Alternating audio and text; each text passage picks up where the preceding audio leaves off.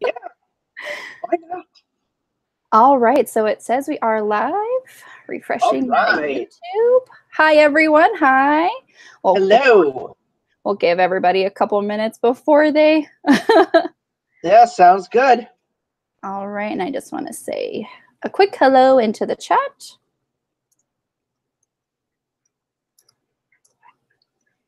All right. And of course, I have to start off by saying happy chocolate day, apparently. I had no, I had no idea until, oh, it's Natalie. Hi again. Hi. She was in my other live stream this I morning. know the person who apparently didn't know anything about the World Cup. I just thought that was so funny. And because you're like, I'm sorry for your loss. I'm like, oh my gosh, what happened? And then you're talking about the. But the funny thing is about the World Cup is that even if you don't follow sports, it's like everyone is going crazy over it. Like I've been following Twitter, like all the people in the booktube community that I follow, especially the ones in the UK, like they're going out of their minds right now because England moved on. Oh my gosh, that's so funny. Yeah, absolutely. So I'm glad. Hello, Natalie. Thank you for joining us. We're talking about movies in this one. Yeah. We did such a great job in our virtual write-in. I felt proud of all of us. But she says, "Did you say chocolate? Must have I chocolate." know. I see. I got it open, so I'm following along. Oh, good. I Oh, got a that's split so. screen going. I'm I so do used to too. that. I'm so used to that right now in the work setting, and now at home, I've learned how to do the split screen. It's awesome. It's like creating the world. Yes, yeah, it is. I do too. I have you over here, and then I have YouTube over here, so I got it all. Awesome, awesome. So I don't know about you, but I've been very impressed with what's been going on in the world of movies this year. Great. There's been a lot of really. I think it's to me. I think it's slowed down a little bit. It's been a very quiet summer for me. I think, but most of what I've seen, I have thoroughly enjoyed. Me as well. And I totally agree with you. Like summer, I feel like, summer is usually like the when the big blockbusters come out, but this has just been Yeah, such like a tremendous just entire year. And I just yeah, remember in the beginning of the year, there wasn't a weekend that went by that I wasn't seeing two movies maybe, because of just everything yes. that was coming out. And now it's slowing down a little bit, but we still have half the year to go and still a bunch of great movies that are Absolutely. going to be coming out. Oh yeah, I'm really excited to hear which ones you're very excited about. So, what do you think? Should well, actually, I was telling you this before we started. I have to say that one thing that's really surprised me. Angela's here. Hi, Um, Angela. She's my what best friend. really she's awesome. What really surprised me this year is the fact that the documentary film has been getting a lot of praise. There have been so many great films in the world of documentaries that people have been talking about, that people have been seeing, whether they're in theaters or whether they're in Netflix. I actually went to see Won't You Be My Neighbor. That is the first documentary that I've ever seen in theaters. And as someone who grew up watching Mr. Rogers' Neighborhood, that was such a wonderful film, such an incredible film. I loved it. Oh, good, because I didn't see it, but I saw like the trailer and like the previews, and a lot of people are talking about it. And so, yes, as I watched, Mr. Rogers' Neighborhood as well when I was younger. And it's also a lot of stuff is going around on Facebook about how such an advocate he was, for just a bunch of different things that he made his show like a kind of platform to kind of speak his mind in the world of either politics or things that were going on in that time. And it was just so cool.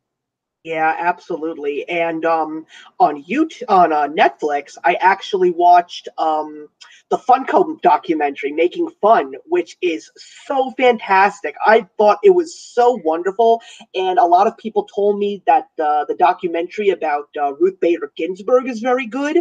Oh, And there's another one coming out called Three Identical Strangers, which is the story of these triplets that actually find each other when they're later on in life, and then when they find each other, like there's this big sensation in popular culture, but then the case starts to open up and the authorities start to get involved, saying who in their right mind would separate these three kids, you know? So it's Oh, like, wow. that's interesting. Yeah. So a lot of people are talking about that too. It's not out yet, but apparently it's gotten a massive buzz at film festival. It's called Three Identical Strangers. That's what it's called.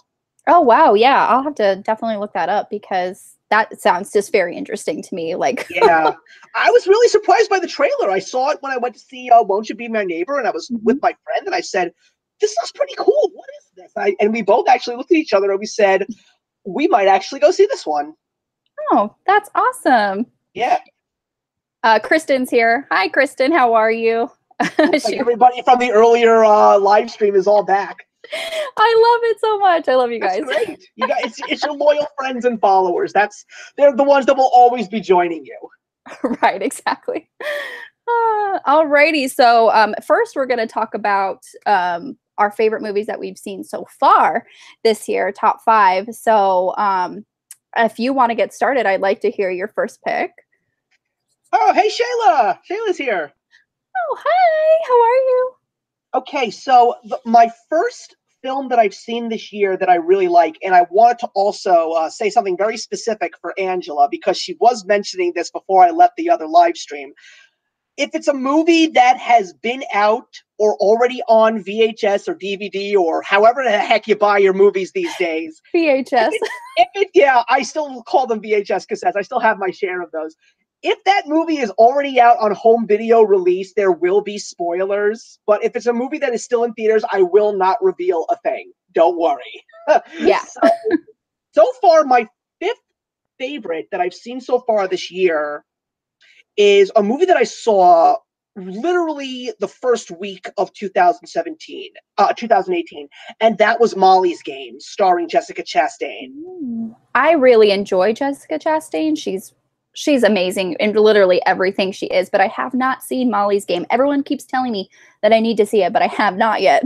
Well, the minute I found out that this movie was written by the godly scriptwriter that he is, Aaron Sorkin, and also finding out that it was his first directed film. So I was Oh, like, wow. and directed by Aaron Sorkin. I'm like, this could be incredible. Or because of the fact that he's multitasking, this could go down in a massive fireball. But I was so surprised by how great this film was. The acting was spectacular, and Jessica Chastain just blew it out of the park, and Idris Elba was great in this movie as well.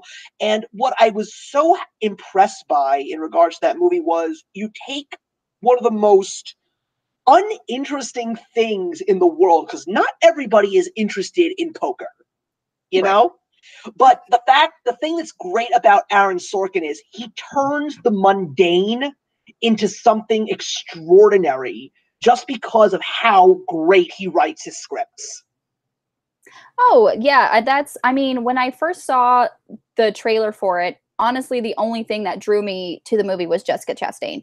Honestly, yeah, poker, you know, I don't really, I mean, I don't really gamble anyway, but it's just like watching a movie about poker. I'm like, okay. But Jessica Chastain, I'm sure, like I said, she's fantastic in everything she's in. So I really wanted to see it just for her.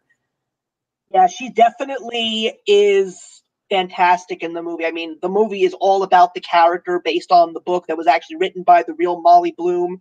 And like I said, it's just everything is done so well. And I think that the movie, because of the fact that it had the select screening open on the last week of 2017, I believe it got some Oscar nods, and rightfully so, because there was definitely some Oscar bait written all over that movie. But I'm still trying to add it to my collection. I haven't had the opportunity to get it yet, but for an Aaron Sorkin fan, like I have The Social Network. It's one of my all-time favorite films, and Mhm. the HBO show The Newsroom is also one of my all-time favorites. So it would be wrong if I didn't add that film to my collection, because there is definitely rewatchability. It's a long movie too, but because of the Aaron Sorkin script, if you've seen his work, that it's very fast-paced. So the time just like flies by while you're watching it. I would highly recommend it to anybody. Like I said,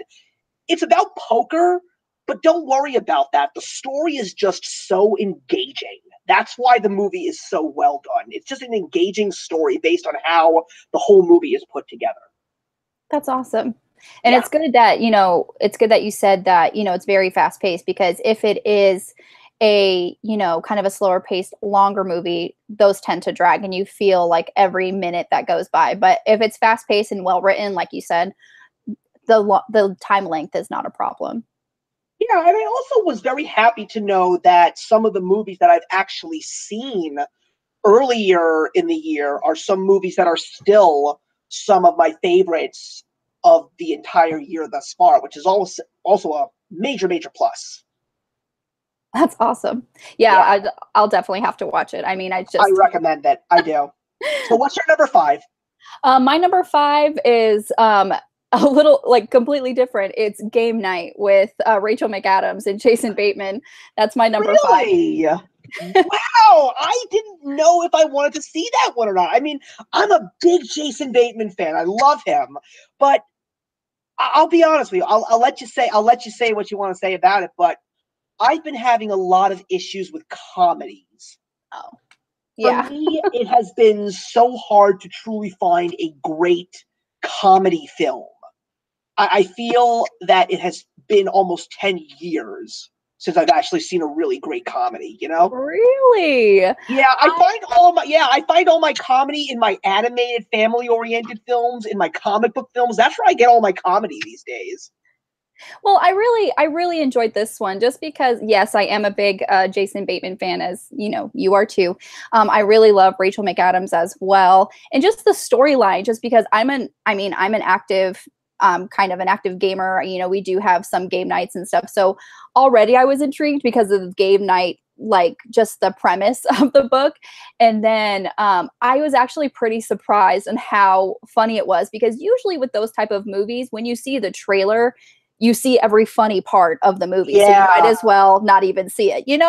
But it was actually very surprising. I loved it. The chemistry between Rachel McAdams and Jason Bateman's characters, it's just phenomenal. It was so good. I was laughing so hard. My husband even really enjoyed it. Another one of my gamer friends, she enjoyed it as well. And Angela saying that she loved game night too. I had a great time. It was just a fun time. And I just love that when you like watch a movie and you actually have a really good time. Well, yeah, I mean, that's what I always say. To me, what makes a great movie is not necessarily, you know, it, like the movie that gets all the awards. The true makings of a great movie are those movies that you truly love. Because what I always say when it comes to rating a film on my channel, it's like, I rate them out. You've watched my show. You know Yeah. what my rating system is like. So I rate it on 4 stars. That last crucial star, it's a half of that star goes towards rewatchability, because a truly great movie is one of those movies that you watch millions of times. And the other major factor in that last star is purchasability. Like, if you're going to really want to watch that movie, God knows how many times, you're going to want to own that movie too. Right, exactly. You would hate to buy a movie and just only watch it once and have it sit there because, like you said, the watchability. And Angela's saying she laughed so hard too. But it was just such a fun ride.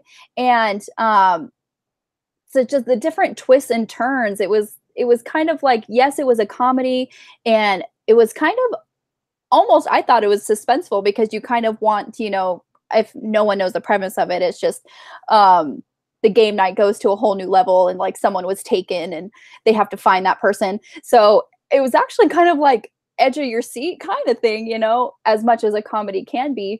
And it was just some of the twists that you find is, oh my gosh, so funny. Well, I mean, for me, when it comes to comedy, like I base the truly great comedies like the Animal Houses of the world and the Stripes of the world and, Ferris Bueller's Day Off. Those are the comedies that, for me, are truly great comedies. And as I said earlier, I've never seen a comedy in the last 10 to 15 years that has been on that kind of comedy level. I mean, I did see Super Troopers 2 earlier this year, but that's just because of the fact that I loved the first one so much. And even though it's not one of the best movies, I still had a blast watching it. But Game Night, I think it came out around the same time as that other big comedy, Blockers, with John Cena, I think it was. I think you're right. I think so. But Yeah, and like I a didn't lot of end up seeing yeah, but part of me is thinking like, like I should have Game Night like on the back burner. Maybe I'll watch it for one of my One That Got Away episodes for next year, because I did see a couple of the trailers and I did find a couple of funny moments. But like you said, the trailer could have been way too revealing, and that could have been the entire movie in a trailer. So I was a little bit nervous. And there were some people that loved it that I knew, and there were some people that absolutely despised it. And that was basically where I was saying, well, you know, I just really felt that there were better things for me to go see at the time.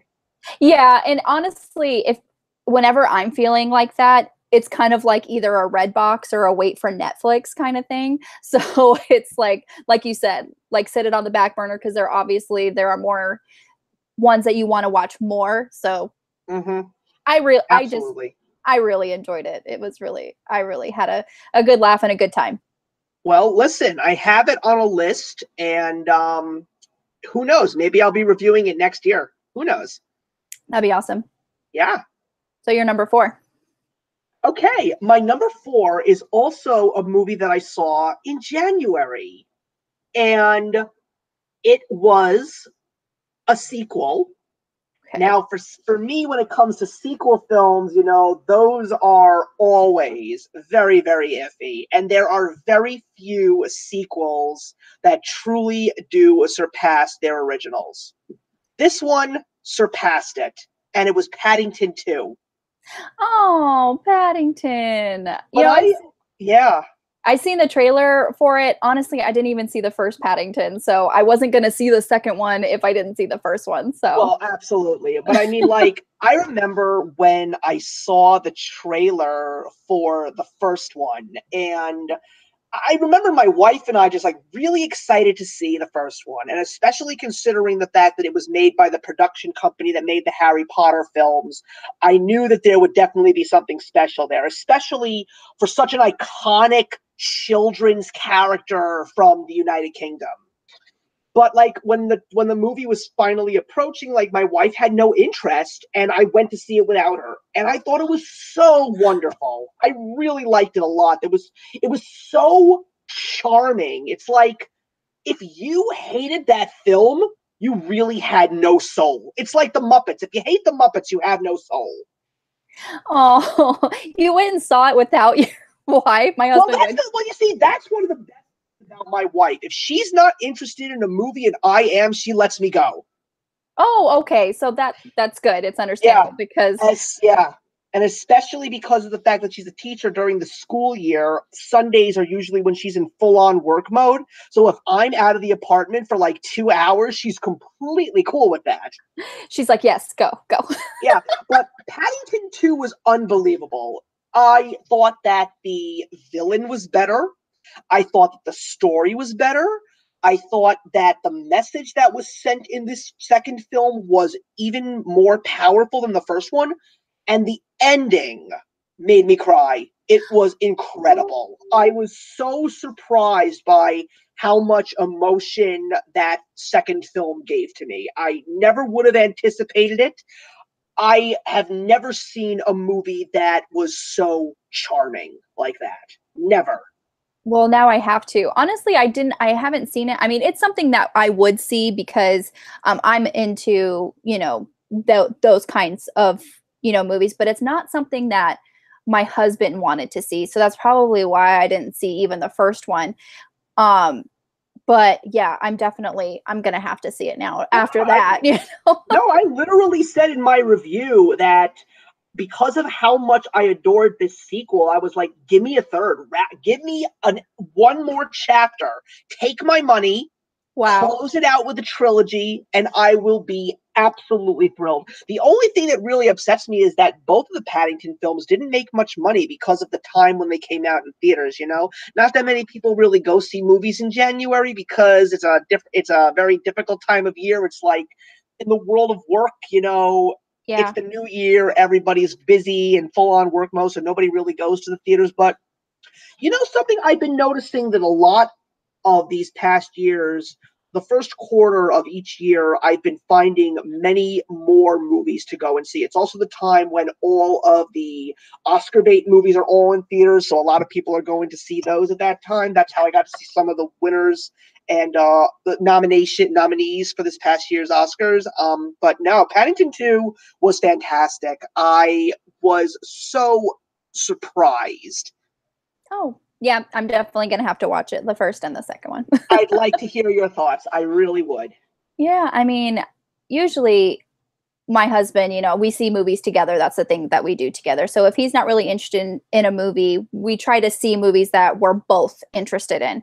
And so all the other movies that kind of fall by the wayside, they're kind of like the red box movies or the wait till Netflix movies, so that we see when we're not together. So yeah, I'll definitely, well, that kind of, and the fact that it was really emotional at the end, I love that. I love when a movie like tugs on your heartstrings so much that it's, I'm definitely going to see it now. It's not even a, it's got an excellent cast too. I mean, the second one has, like they got the entire family that adopted Paddington back, which was incredible. Even the kids, and it's so hard to bring children back to do sequel films, especially some that are just such a long time gap. But they got Sally Hawkins back, which I thought was absolutely fantastic. They just had so many great actors in that film, and Ben Whishaw doing the voice of Paddington, he was wonderful as well. So it was just great to see this group of people back and just making just another great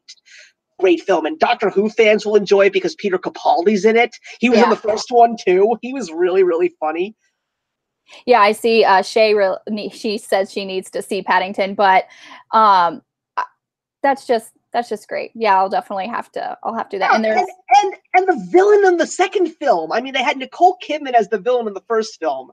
Hugh Grant is the villain in the second film. Like, how could you not hate that? How could you miss something like that? He was awesome in that movie. I loved him in that movie. Good. There's some subbing going on in the comments. People are subbing to each other.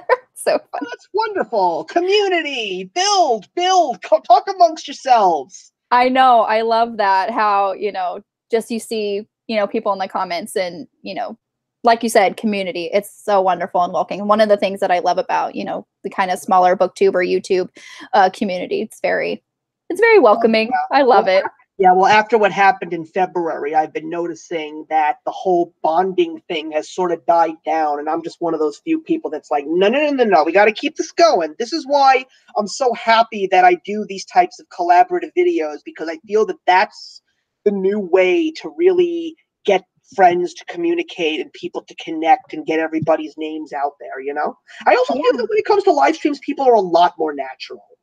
Oh, absolutely. Yeah, absolutely. I love, when I first started doing the live streams with Angela, she, was kind of really nervous, but now it's actually my favorite way to reach out and do a video. So it's really great. I love it. Yeah, my Sunday sit downs, I just love doing them. I can't wait to do my Sunday sit down tomorrow with April from April Sarah. We're going to be talking about YA books. We're going to have a great time. Yeah, so I'm definitely going to have to check that out because I love YA books. So well, 11 o'clock Eastern Standard Time. Hopefully it's not too early for you. A little bit. It's like 3. Well, just remember, the live stream will always be on my channel. If April wants to share it as well, she's welcome to have it on her channel as well, but it will be there no matter what. So what's your number 4? My number 4 is actually Infinity War, Avengers Infinity War. That's my number 4. It's lower on the list just because some things happen. Even I was really emotional actually, like at the end of this movie, and I don't want to go into too much because I don't know if I don't want to spoil it. I don't, but it's very emotional. It was a wild ride. It was very good, cinematically, so good. It's just a lot of things happened that I wasn't prepared for. I'll just say that. Well, I'll let everybody know that Infinity War is not on my list. It is still one of the better experiences that I had at theaters. As a matter of fact, it's the only movie that came out this year that I've seen twice. Really? But yeah, I've seen it twice. And one of the reasons why I think was just because of the whole cinematic experience. It's definitely one of the better Marvel films that we got. I don't know if it's on your list. I don't want you to say it now. If it's there. I also thought that Black Panther was great too. Oh The yeah. two great Marvel films, and I'm hearing a lot of great things so far about Ant-Man and the Wasp. I'm seeing that hopefully next weekend. But I just feel that when it comes to Marvel films, as great as they are, I still feel that maybe it's just comic book films in general, at least most of them. I just feel that they always seem to lack that extra something. And I feel that when it comes to Marvel films, they have the opportunity to push that bar just a little bit further. And for some strange reason, they never do. And I feel that there were a couple of things that I think they could have done to make things just a little bit better. As great as the film was, I still feel that it was lacking a little something. And I will still say, I've been rewatching all of the MCU films ever since I finished Infinity War, and I will still say that Captain America Winter Soldier is the best film in the series. I watched it very recently, and I was so impressed by how it literally is a higher cut above the others. I really, I really enjoyed the Winter Soldier as well, just because I actually Winter Soldier is actually one of my favorite MCU characters. But I love his story. I love that film too, just for just cinematically the story, that the emotion behind it. But with Infinity War, like how you said, like you can push the bar a little higher. I feel like it was there. I mean, I was so emotionally invested in all of these characters, and my goodness, it hurt afterward. Oh yeah, actually, it didn't hurt as much as it pissed me off. That's true. That's true. Actually, for those of you who've seen it, the first 5 minutes I was about ready to walk out because I was so angry. But it's really another one that, since these movies have gone on for so long, and if you have watched every single one and invested in every single one, the Infinity War is like the culmination of just everything that's been happening. And you love these characters and you want what's best for these characters. And I just felt like some characters were done really dirty. Yeah, but one of the other things I have to say that I was very happy about was I have been complaining a lot lately about how I feel that the movies in this universe are not serious enough, and a lot of them are way too funny. Like I probably go against the grain with a lot of people, but I didn't really care that much for Thor Ragnarok. I didn't like the fact that it was very. I didn't like the fact that it didn't have much seriousness, and there are people that praise Captain America's Civil War, but that massive showdown between all the heroes in the airport, as cool as it is to watch, I'm like, what's with all the jokes? Yeah, and you can't say about this movie. This movie, Infinity War, was a lot of serious. And I will also say that all the jokes that were in that movie, they were perfectly placed. Like, this I don't consider a spoiler because it's not a significant part, but it's the point in time where the one thing that we were all waiting for, which was the Guardians of the Galaxy meet the MCU characters on Earth. And I love the line where I believe it was Doctor Strange asks Star-Lord, is like, what master do you serve? And Star-Lord goes, what do you mean, Jesus? And I was like, oh my God, that is too funny. That was funny. Oh, yes. Oh my gosh. Chris Pratt, he is such a treat. And that is what I was looking forward to in Infinity War, is just when they all meet and like get together, just because they are so funny. They're so good. I loved it. I was also very thrilled about the fact that they gave a lot of screen time to Benedict Cumberbatch, because I love him as Doctor Strange. I really do. And I really appreciated his character in that film. And another character in that movie, and I'm so happy, Tom Holland. He is Spider-Man. I'm so happy that they finally got us a great Spider-Man. Yeah, Benedict Cumberbatch, he is such a treat. He is Doctor Strange. That's how I feel about Benedict Cumberbatch. He is Doctor Strange. And same with Tom Holland. He is such a treat. I really, really enjoyed Spider-Man Homecoming. I loved when he, came in for Infinity War. I'm not going to say anything, but you know how I feel. Yeah. So, but yeah, I love Tom Holland. He is fantastic. I cannot actually wait to see where his career goes because I feel like it's nowhere but up for him, seriously. Yeah, and I mean, as someone who has been going to see all the Spider-Man films, going all the way back to the Tobey Maguire days, yep, I think that one of the things that they never got right with, I think the biggest mistake when it came to casting Spider-Man was they casted too old. Yes, Because I totally agree. what people don't know is that Tobey Maguire and Andrew Garfield were both 28 when they each got cast to play Spider-Man. That's something I didn't realize until I started making my MCU documentary from last year. But yeah, they were both cast when they were going on 30. And they just didn't seem as believable as Spider-Man could have been. But the thing about Tom Holland was they cast him when he was 19 years old. He still looks like he's 15. Yeah. And the fact that the movie didn't, and also the fact that the love story in Spider-Man Homecoming was not the main focal point as it had been in all the other previous Spider-Man movies, and they finally made him being Spider-Man the main focus of the film. I think that that's why people appreciate Spider-Man Homecoming more. Yeah, I completely agree with you. Yeah, I'm excited for the sequel, and the good thing is because they casted him so young, he can make so many great movies. Because knowing that the new movie Spider-Man: Far From Home, which is what it's called, the fact that they got Jake Gyllenhaal to play the next villain, which I think is great. I'm the one Marvel story, especially in Spider-Man, that comic book fans like me have been waiting for is we've been waiting for the Sinister Six to finally get formed. It's 6 of Spider-Man's greatest villains teaming up to kill him. Yes. We want that movie already. We want Spider-Man versus the Sinister Six, and it looks like they're working on it right now because when you cast Michael Keaton as Vulture, and you had the Shocker in the movie, and they did a little bit of a prelude to the Scorpion. Like, the Sinister Six is being formed right now. Like, we can see it. We can smell it. So we're telling the MCU, like, please don't screw this up. Keep this going because we want this so badly. Yeah, and I feel like even with, the Tobey Maguire, and then when they remade it with Andrew Garfield, they were just so focused on the Green Goblin. And I just feel like you told that story already. It's told.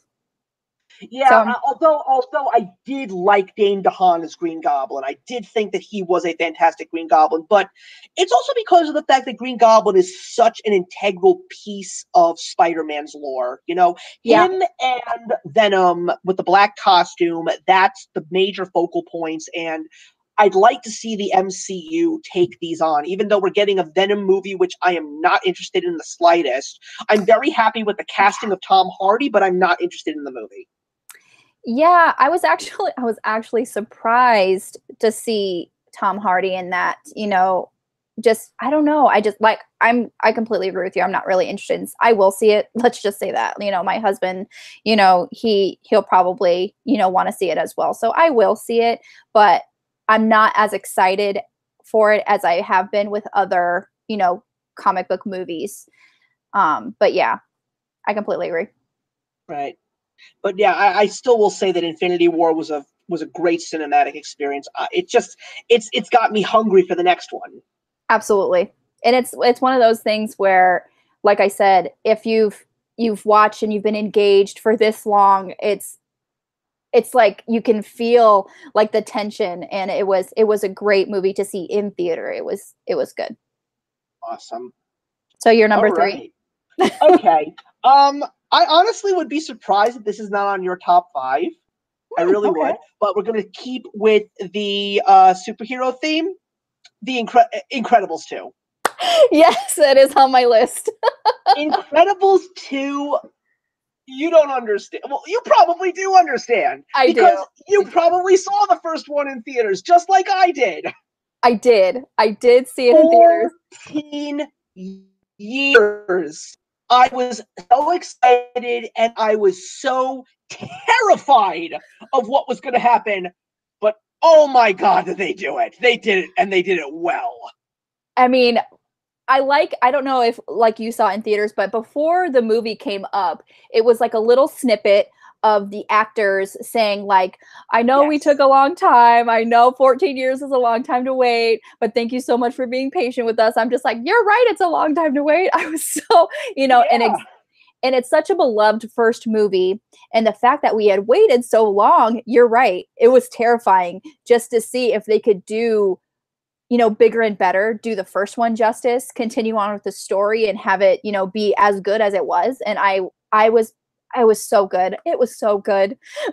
Yeah, and outside of just getting the cast back together, it was also because of the fact that while we were waiting, we were getting all of these unnecessary sequels and prequels. Like Finding Nemo didn't need a sequel. Finding Dory was absolutely adorable, but we didn't need it. Did we need a prequel to Monsters Inc? No, but it was enjoyable. But outside of, although for me personally, I think Cars 3 saved the franchise for me. I don't even like the first Cars. I don't.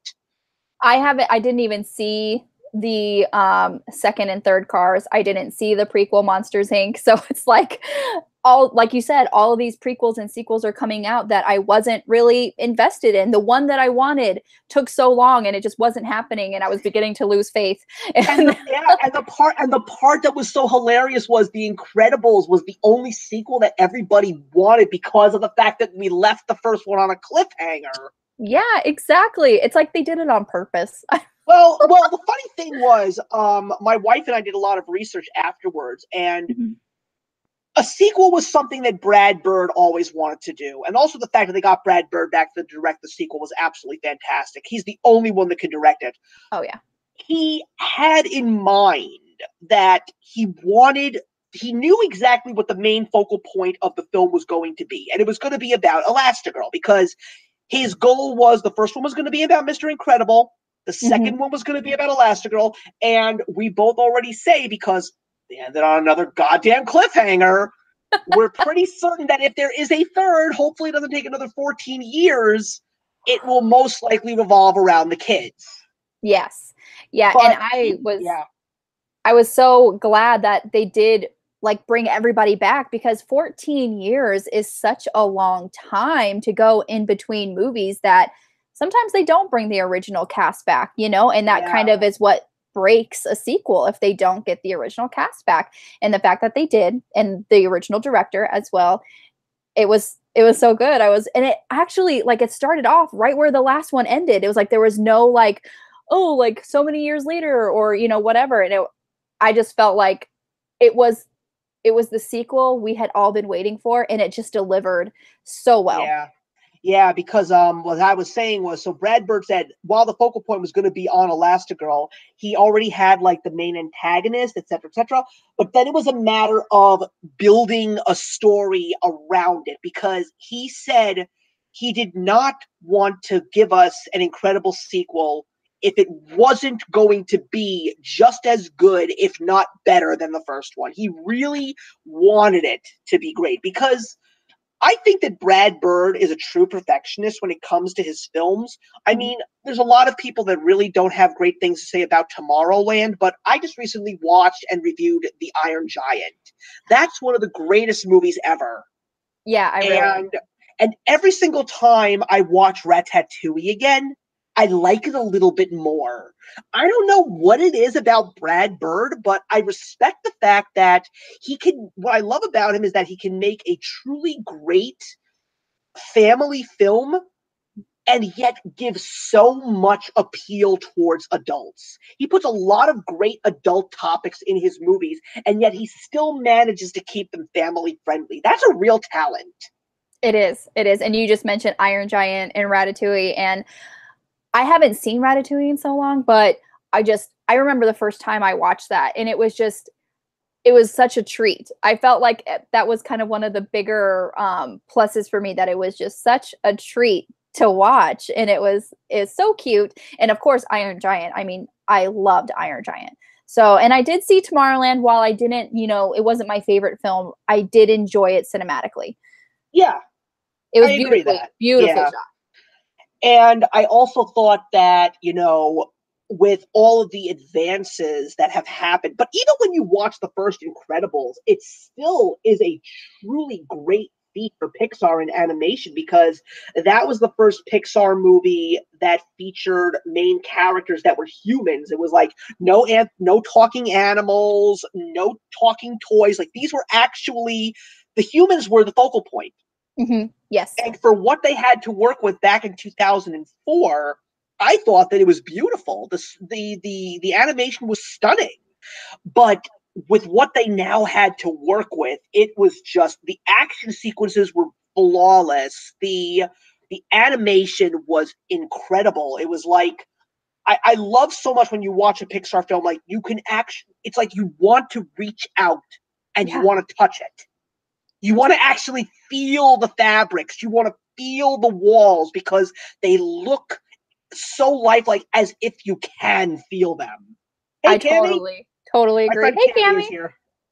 Hi, how are you? Thanks for joining us. Yeah, I just talked with her last night. We had a great conversation. We're hopefully going to do a live stream or something in the coming months, hopefully. Ooh, fun, Yeah. fun. Yeah, but I totally agree with you, but the colors were just so sharp and bright. You're exactly right. Like, you want to reach out and just grab it. It's awesome. I really enjoyed it. Yeah. Yeah, and I'm surprised that I haven't seen anybody in the comments talking about it. But I know. you and I both know, because it's been talked about in way too many things. Jack versus the raccoon. That is like my favorite scene in that movie. They talk about it all the time, so it's hard. That's not even considered a spoiler. Just like that officially sells the movie right now. I watched a very popular YouTuber right now, Channel Awesome, Doug Walker, the Nostalgia Critic, and he and his brother talked about it. He said that one sequence puts if Infinity War to shame.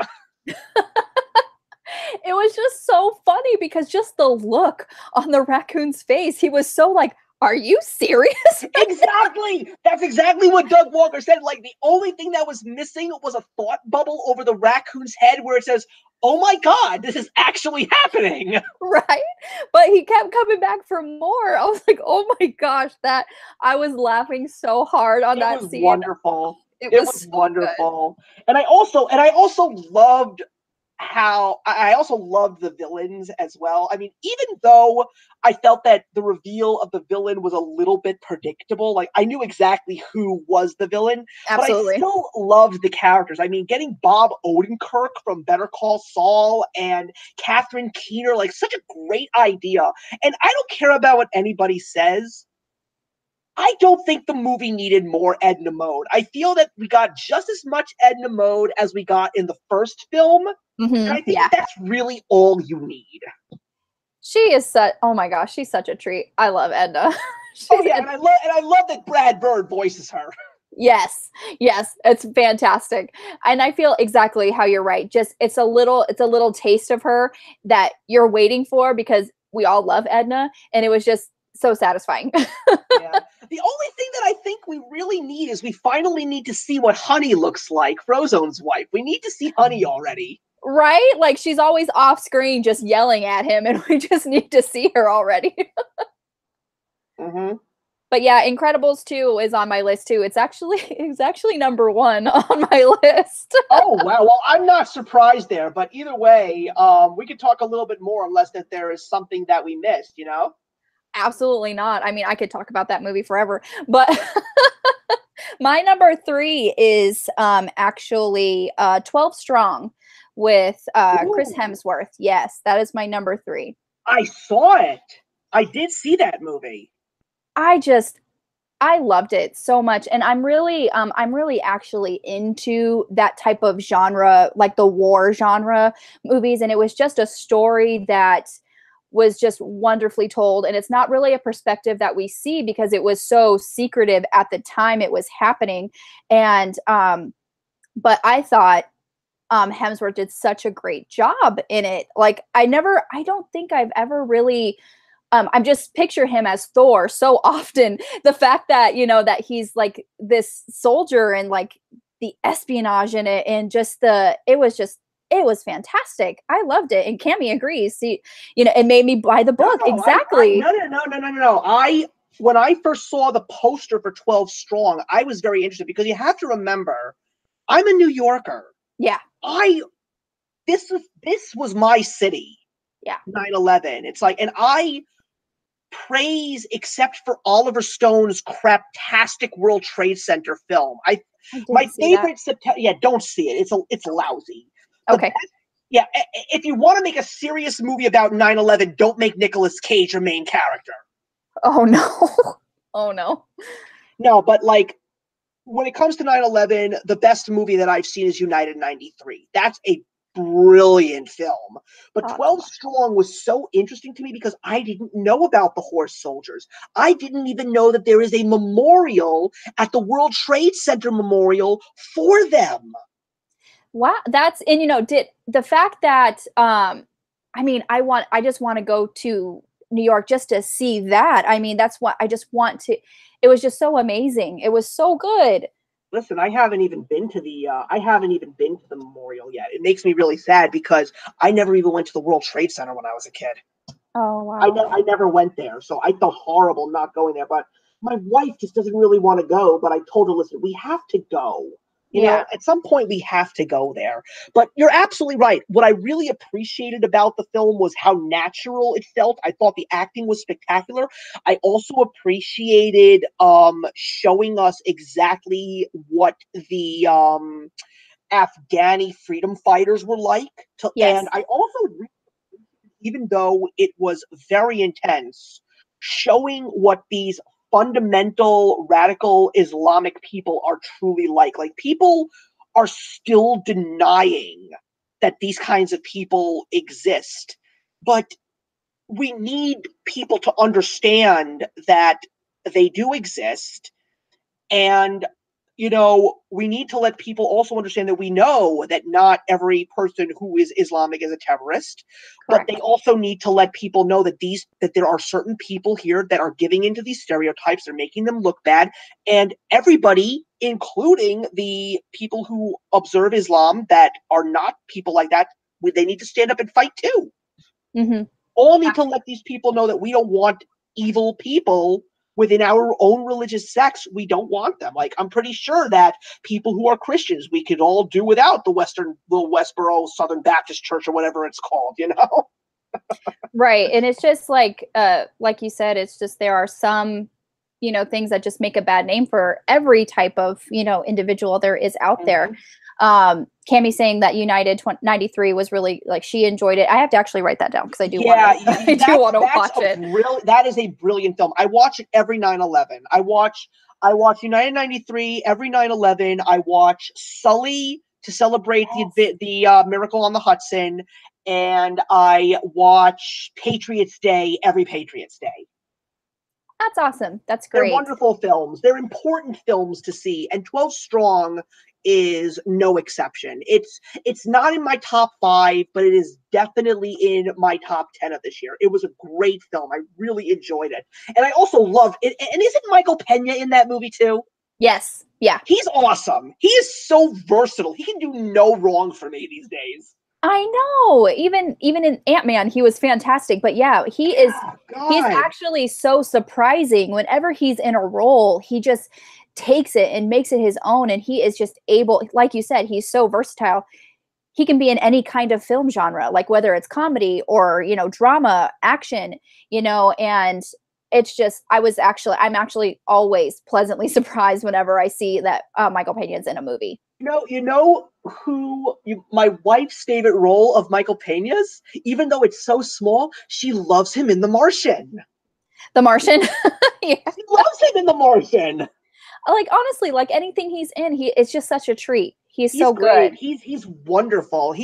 I really feel that one day he needs to be cast by like the right director and put him in a truly great role that can give him an Oscar nomination. He's such a great character actor. And like, it took Gary Oldman how many years to finally get an Oscar as a character actor?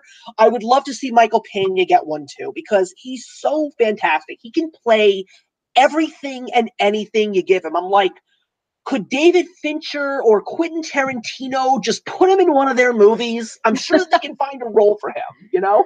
Absolutely, because like just like I said, he takes whatever role he's given and makes it gold. It's fantastic. Yeah, exactly. And there's another great actor in 12 Strong. I'm trying to remember who it was. I'm actually pulling up the cast Okay. because there oh yeah, Michael Shannon. I love Michael Shannon. I love Michael Shannon as well. And yeah, the guy I really liked the most was Trevante Rhodes. He played the black character, the black soldier. Yes. I really Yes. liked him in that movie. I just think everyone, it was such a great group of people. They pulled together and they just worked so well. Sorry, my dogs are barking. Okay. They worked so well off of each other, and it just made it that much more. It was just so good. Yeah, yeah, and there's also some other great people, like a bunch of great character actors. Rob Rigel is in it. William Fichtner is in it, and yeah, the guy who played the head of the Afghani freedom fighters, General Dotson, Naveed Negaban. I loved him in that movie. He was fantastic. He was so good. I was actually really surprised that I responded to his character so well. It was I was the fact that he was in that kind of situation with, and he was kind of like almost stuck between a rock and a hard place. I'm so sorry, my dogs are going crazy. No, it's okay. They're excited because they know what my number one choice is going to be. Exactly. Oh my goodness, they're going crazy out there. But yeah, it was just fantastic. Okay, you guys. Okay. Someone must be standing outside my door or outside my house. I know what that's all about. I know so many people who are dog owners, like the minute they smell somebody nearby, like they run for the front door and they just start barking. Yep, absolutely. Okay. 1 second, I'm gonna go and see what going on. Time. I'll talk now. Okay, so while she's taking a break, how's everybody enjoying the show so far? Got to improvise somehow, so I'll just take the lead here. I'm really glad to see so many familiar faces in the chat. This is fantastic, and I speak to you guys all the time, whether it's on Twitter or whether it's through comments and videos, or even when I've Skyped. I've talked with Shayla via Skype. I've talked with Cami via Skype. You're all awesome, and I'm glad to see that everybody is talking to each other and communicating with everybody.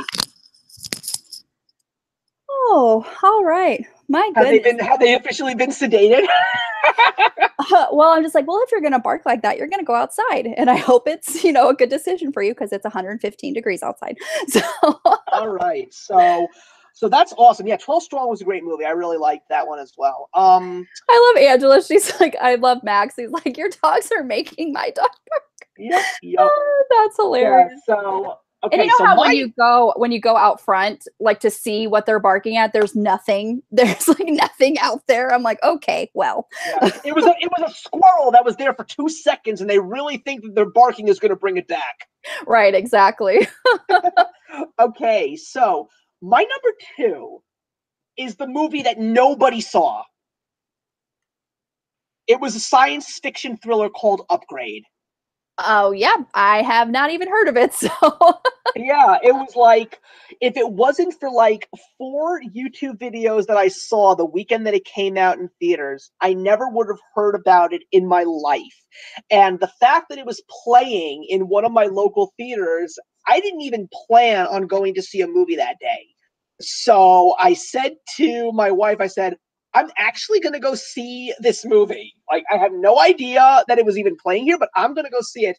Holy cow. This movie was crazy.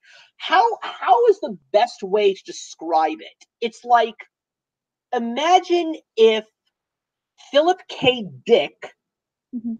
and Stephen King had a baby, Oh, wow. and that baby grew up to be a massive fan of anime and Stanley Kubrick movies. Wow. I'll have to look it up because honestly, I've never even heard of it. Yeah, this movie was it was by no means like Oscar worthy, but everything about this movie was so enjoyable. It's basically about this guy in the near future who gets into who happens to be at the wrong place at the wrong time. Okay. And these bad guys like really beat him up. And Oh. basically he has lost the use of his body. He's a quadriplegic. Oh, wow. But one of these people who happens to be one of the most ingenious people in the world developed this microchip that allows you to take yourself back. Like it's sort of like what we're right now doing with stem cell research, but with computer chips. Oh, okay. And basically, the computer chip actually starts talking to him and basically Oh. asking him to do things. And then it turns into this crazy thriller revenge movie with amazing cinematography and such crazy camera work and really great acting. I was shocked. And it's all a bunch of no names, which makes it even better. Wow, that I'll have to that actually kind of reminds me of when you said like the computer chip being implanted. It's kind of that kind of reminds me of when if you ever watch the show Arrow where Felicity, spoiler alert, she actually Yeah. Yep. because yeah, so that's actually really that's interesting. It's called Yeah. Upgrade.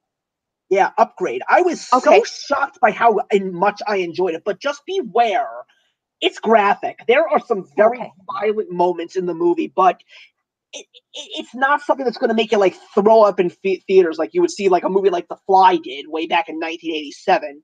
But I was shocked by how much I loved that movie. I cannot wait for this movie to come out on DVD because I have to see this movie again. It was just so incredible. Never in my wildest dreams would I have actually imagined that I was going to rate that movie a 4-star movie. That's a 4-star movie for me this year. Wow. And I love how, it's like it was playing in a theater next like near you, so that's awesome. Yeah, I was really curious because, like, knowing that it was there, I was like, if I don't see this movie, I know for a solid fact that I'm going to regret it. And lo and behold, after I saw it, I started seeing more reviews coming out for it in the YouTube community, and everybody was praising it. That's awesome. Even Natalie, she's like, it looks oddly fascinating. Yeah, they should take a look at it. It's really really cool. That's what it was. It's cool. It's fun. It's got great drama. It's got great comedic moments, and it really makes. It's also one of those truly great thinking movies. It's sort of like what Annihilation was like when it came out. It's just one of those great science fiction movies that makes you think. And I'm so happy about that because I've been loving over the last 2 to 3 years how movies like Ex Machina and Arrival and the recent Blade Runner sequel, I've been craving for these science fiction films to come back because we've been really lacking these great thinking science fiction films. Yeah, like what you said, like Annihilation. I didn't honestly, I should have read the book first because I always want to do that. I want to read the book and then see the film. But I did see Annihilation and I was pleasantly surprised about how that movie actually made me think. I'm like, what is going on here? Well, it's also when you got a great young director like Alex Garland. Like, I don't know if you've seen Ex Machina. I have not. No. Oh, you have to see Ex Machina. That was his first. He wrote and he directed that film, and it's got a great cast. It's Oscar Isaac, Domhnall Gleeson, and this was, I think, the very first movie where we were introduced to Alicia Vikander. Yes, I have seen trailers for it and I've heard so many people just praise it. It's unbelievable. It's such a powerful film. And yeah, I definitely need to see that because I love Alicia Vikander. She is Yeah, She is great. Fantastic. She is unbelievable in that film. I can't recommend that movie enough. But yeah, Upgrade was a big shock for me. A pleasant surprise. I was so glad that I enjoyed it as much as I did. Yeah, that's awesome. I'll definitely have to look up. I just wrote it down in my notes. I'll have to look up the trailer and see it. Yeah. But my number two, um, I'm surprised. I mean, I'm not really surprised that, but Ready Player One. That's a good movie. That's also in my, if it's not in my top 10, it's in my top 15. But I really had such a fun time with that movie. I really did. I did too. Just I just keep remembering the race, like, and it's just like Yeah. my heart was pumping so hard. It was just like it was one of the funnest. It's really one of the funnest movies that I watched this year. I just had such a great time. It was just so fun, and just how the fact that most of it is the CG work, and it was just I thought it was fantastic. Well, that's one of the other things that I was very impressed by. I loved how they made the virtual world look like it was artificial and Right. a little bit over the top cheesy because of the fact that that's what it's supposed to be, Right. So they sold me on that. And I mean, like, knowing that Steven Spielberg was going to direct it, I was very impressed. And I will still say that people who say that he was the only one that could have directed that film, I don't think that that's true. I think that Robert Zemeckis would have done a great job because, like, a guy who directed Back to the Future, he could have done a great job with that. Yeah. Even yeah, but I agree. The race was wonderful, and as somebody who loves the book, Hmm. it's very different from the book. It is. But I welcome that. It was it was different from the book in a good way because I think the way that it was done in the movie was the only way it could have worked as a movie. There were scenes in the book where while it was really good reading it, it would not have transferred well on the big screen. It wouldn't have worked. Yes, yes, I agree because when I went to see it, my wife went with me, and she never read the book. It Hmm. was always on her to read list, but she never did. And I was telling her on the way home all the differences. Yeah. And when I was telling her about what some of the tasks were like, she said, that would have been the most boring thing I ever watched. And when I talked to her about it, I think she's right. I Yeah. think that if they would have been completely accurate, I feel that it would have been the biggest bust and I would have felt horrible. Yeah, because that book is just so well known and well loved. And it was actually one of my biggest anticipated films, when I first found out that they were making it into a movie. And then when I found out that Steven Spielberg was actually directing it, I felt like it was safe. I'm like, even though probably, another director could have done a good job as well, I just felt like, oh, good, Steven Spielberg is directing it. Fantastic. Well, So, that's the other thing. That's the other thing. You say that key word. You said it was safe.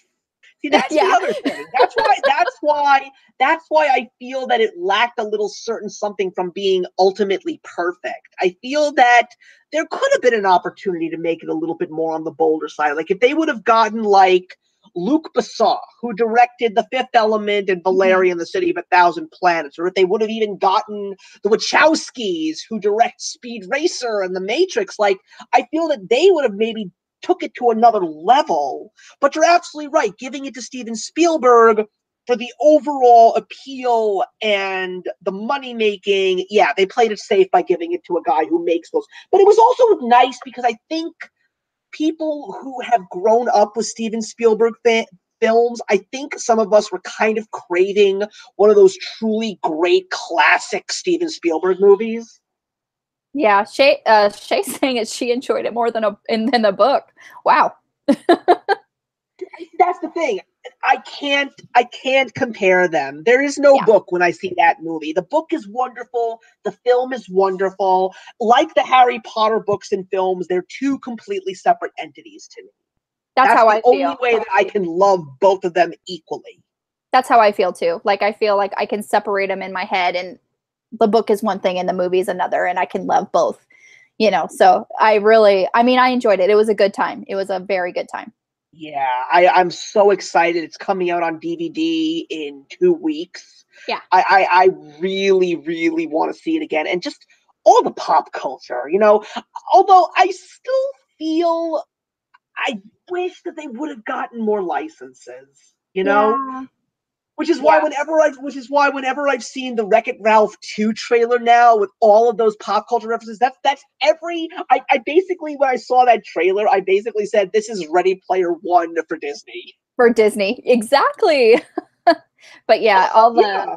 all the pop culture references were just such a treat. Yeah, I mean, I still think one of the things that was very surprising to me was even though the movie was directed by Warner Brothers, it was made by Warner Brothers, I was shocked there were no Harry Potter references in that movie. Yeah. Huh. That's weird. Yeah, now that I'm thinking about it. Yeah, Natalie's Sorry, I was just reading Natalie's comment. She said she laughed so hard when we spotted all the World of Warcraft and Overwatch characters. oh, that's true. That's true. I used to play World of Warcraft. I would love to know if Natalie's actually hearing this. I'd like to know if she's seen the Warcraft movie and what her thoughts were because I love that movie. Oh, you see, I wasn't a very big World of Warcraft player, so I didn't actually go see the movie. But I actually, when I watched the trailer, I did want to see it because it looked very Oh, good. you know what? As a person who played for 10 years and knows a lot of, I mean, I actually, I've been playing the Warcraft games since '97. I started with Warcraft 2. Oh, wow. So I've been playing for years, but I haven't been playing recently. But no, as someone who knows the game, I loved the movie. I think it's one of the greatest video game adaptations. It didn't get so much praise in the States because if you didn't play the game, you didn't understand. Right, right. But at the same time, you know, that's the way I feel certain movies need to be. I mean, the director, Duncan Jones, fun fact, that's Dave Bowie's son. Not that many people knew that. I found I that out and my mind was blown. I had no idea. Oh my God. Duncan Jones is a big World of Warcraft player. So to get him to direct the movie was fantastic. I wish that they could make a sequel. I wish because there's so much more to tell, you know? He But I probably was really yeah. enjoyed it. That since he's I such a would great player. he was such a big fan of that game and he was so glad to direct it. But what I was getting at was I wish that they would have gotten some more properties because when they went into the research center, you know, how cool would it have been to have seen Hermione and Belle sitting at a table together reading like stacks of books? Oh, that would have been good. That would have been Yeah. good. But Oh, that's what it is. What this happened? comments are going through through. And I'm like, oh, lots of people are commenting. Well, actually, Shayla, that's true, but if Harry Potter wasn't there, why was Overwatch? Overwatch was very recent. Yeah, the timeline's off. Everyone's saying the timeline's off. I mean, my wife flipped out when she saw Hello Kitty walking around. That was her favorite part. Yeah. Okay, anyway, my Yeah. number one movie so far that I've seen this year is Isle of Dogs. Really? Because Yes. when I saw that trailer, I remember the first time I saw that trailer, my husband and I went to go, see, I don't remember which movie it was, but we saw the trailer and I just remember like we looked at each other and we're like, what is going on? Well, I am not the biggest Wes Anderson fan. As a matter of fact, I'm not even a Wes Anderson fan. But when the Grand Budapest Hotel got nominated for Best Picture, I had to see it. And I was just so. I don't even know what to say in regards to seeing a Wes Anderson movie because it's just so zany and Mhm. out of left field. It's like it's so weird when you watch a Wes Anderson film, but you're so intrigued by it. Yeah, I mean I've never seen that one and that's how I felt when I saw the trailer for Isle of Dogs. I'm like, what is going on? It's Yeah, like you said, so like so zany and so from left field. yeah, and I mean, Angela like I yeah, Angela saying yeah, Wes Anderson is amazing, so yeah, I and so might have like to watch it. yeah, so my wife and I we went to see Isle of Dogs and we loved it. It was such a great story. The fact that it's a PG-13 animated film makes it so much more interesting to us, and the characters are so they are such a delight. They really are fun to watch. And the best part about it is throughout the entire film, the dogs are doing doggy sneezes. That's the best part about the whole film. The doggy sneezes just sell it. And the cast is gigantic. Like you've got everyone from Bryan Cranston, Scarlett Johansson, Yoko Ono, Bill Murray. Like you've got a cast for the ages in this film. Wow. And it's such a cool film. It's a great story. It's coming out on DVD later on this month. I cannot wait for it. I pre-ordered it. I really am excited to watch that movie again. And it really is a complex new way to tell the basic story of a boy and his love for his dog. That's cute. That's really cute. And now that Angela's saying that Wes Anderson is her favorite, honestly, I take recommendations from Angela very seriously because it's like we're the same person. We have one brain. And so the fact that it's like he's one of her all-time favorites, I'm definitely going to go see it now. Well, I'll tell you the best thing about the Grand Budapest Hotel. People like us, we're so used that whenever we hear the name Ralph Fiennes, we think Voldemort. Do you want to see Ralph Fiennes in like an outrageously hilarious loopy role? You see the Grand Budapest Hotel. He is so funny in that movie. Yeah, I mean, I love Ralph Fiennes. So yeah, I'll definitely have to. Yeah, Angela's talking about Moonrise Kingdom. I have not seen that, but my sister loves Moonrise Kingdom. Wow. Yeah, all these movies that I haven't seen. I need to see his other animated film. I've never seen The Fantastic Mr. Fox. I've been trying to hunt that movie down to watch it for free. I really want to see it because if I loved Isle of Dogs, I know for solid that I'm going to love Fantastic Mr. Fox. That movie was actually up for Best Animated Feature, and it's as great as, and I know that we're going to talk about The Incredibles a little bit more now because that's your number one, but I kind of want Isle of Dogs to win the Academy Award. Really? I do, because I feel that as great as The Incredibles is, I feel that Isle of Dogs just has that little extra something. Yeah. I don't know what it is. Maybe it's because it's stop motion animation. Maybe because the story is a little bit more outlandish and mature. But I really, really am rooting for Isle of Dogs. It's such a fantastic movie. Angela's saying that Fantastic Mr. Fox is great. So. Yeah, she says it's on Cinemax right now. Unfortunately, I do not have Cinemax. I'm really upset about that. Well, I do have HBO, so I'll definitely have to check it out. So I'm gonna Wes Anderson, everything he's ever done, I'll have to watch. Yeah, I've got a long way to go. There's so many. I haven't seen the Royal Tenenbaums. I haven't seen Rushmore. I haven't seen The Life Aquatic with Steve Zissou. I haven't seen these movies because his movies just didn't seem like things that I would enjoy. But after seeing Grand Budapest Hotel and now seeing Isle of Dogs, I want Wes Anderson to make more animated films. I think that that's really where he shines because seeing a live action film and seeing an animated film, I think he does so much more with animation. Yeah, honestly, like whenever I see a trailer, for those, when I saw a trailer for Fantastic Mr. Fox, Isle of Dogs, and Grand Budapest Hotel, I mean, I was watching it, I'm just like, it doesn't seem like my cup of tea. So that's why I never actively went and saw those movies. But now that, everyone's giving such rave reviews, I'll have to watch them. Yeah, Angela was asking me, how are you a movie guy and not watching Wes Anderson? It's because of the fact that not all movie people like certain directors. That's just the way it goes. Unless, because that's the thing. It's like when you go see a movie trailer, you are either sold or you're not interested in the slightest. So true. And there's so many movies that I still haven't seen. But I'm doing my Great Film Throwback project right now on my channel to try and go see a couple of movies right now. Because listen, I'll say this right now for everybody in this, especially since there's a lot of women here. I have never seen Pretty Woman. I have never seen Thelma and Louise. I have never seen When Harry Met Sally. So there's plenty of movies that I still have to see. Oh my goodness. Yeah, that's That is true, Angela. He has been, but there are so many directors that have also been nominated. Here's the thing.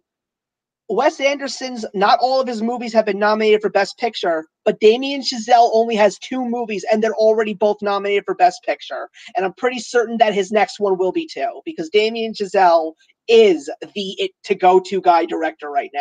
Whiplash, La La Land, I've seen the trailer for First Man. Damien Chazelle is the Oscar bait. He's just his career is going nowhere but up. Yeah, I still cannot get over the fact that he's only made 2 movies and everybody loves him. And he's so young. He's only in his 20s. He's got such a future. Yeah, Shay is saying Pretty Woman is one that everyone should see at least once. That's very true. Well, I haven't seen Breakfast at Tiffany's either. Oh my goodness. Yeah, so or my fair lady. Oh wow, you're just digging a bigger hole now. Oh yeah, well, they're all on that list that I've been doing on my channel. So people have been telling me. So I'm probably gonna end up seeing them very soon. That's awesome. That's great. Well, my number one, we know that it's Incredibles 2. And rightfully so. It was such a, we talked about it, before, but it was such a great time. And like, it was the anticipation for it that it was just so like, gosh, 14 years is such a long time to wait for a sequel. And the fact that that sequel was fantastic. It almost never happens. It was so good. Steven, the shame. Oh, you're just kidding. Oh, that's so funny. But something, that's the other thing. You also have to remember that these are not, you see, they're saying that, but it's also because of the fact that I'm a guy. These are not guy movies. Oh, that's so funny. I mean, when I first started dating my wife, I couldn't believe all the movies that I had to show her. She had never seen Beverly Hills Cop. She had never seen Private Parts. She had never seen The Sandlot. Oh, you're like, you need a film a vacation. Film a vacation. Shay is saying you're in so much trouble, Steve. Well, Shayla, listen, Breakfast at Tiffany's right now is in the top running for next year's Great Film Throwback Project. So there's a very good chance that it will be one of the 12 movies that I review next year. So don't worry about it.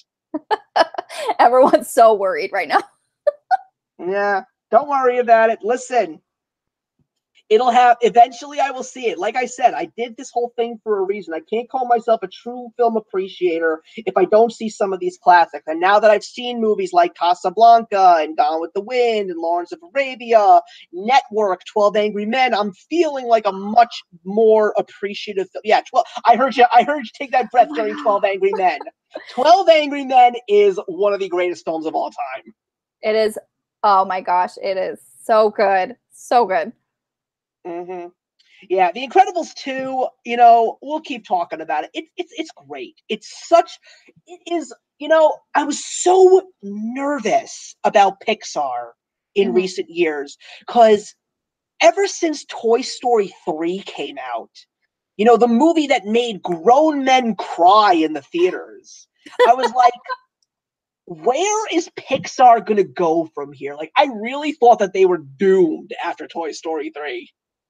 It's like, how can you just keep getting better and better? That kind of question. and after a movie like that, like, I didn't know how they were going to do it because we were getting a lot of good movies, but we weren't getting great Pixar films. Like Cars 2, I have fun with that movie, but it's not great.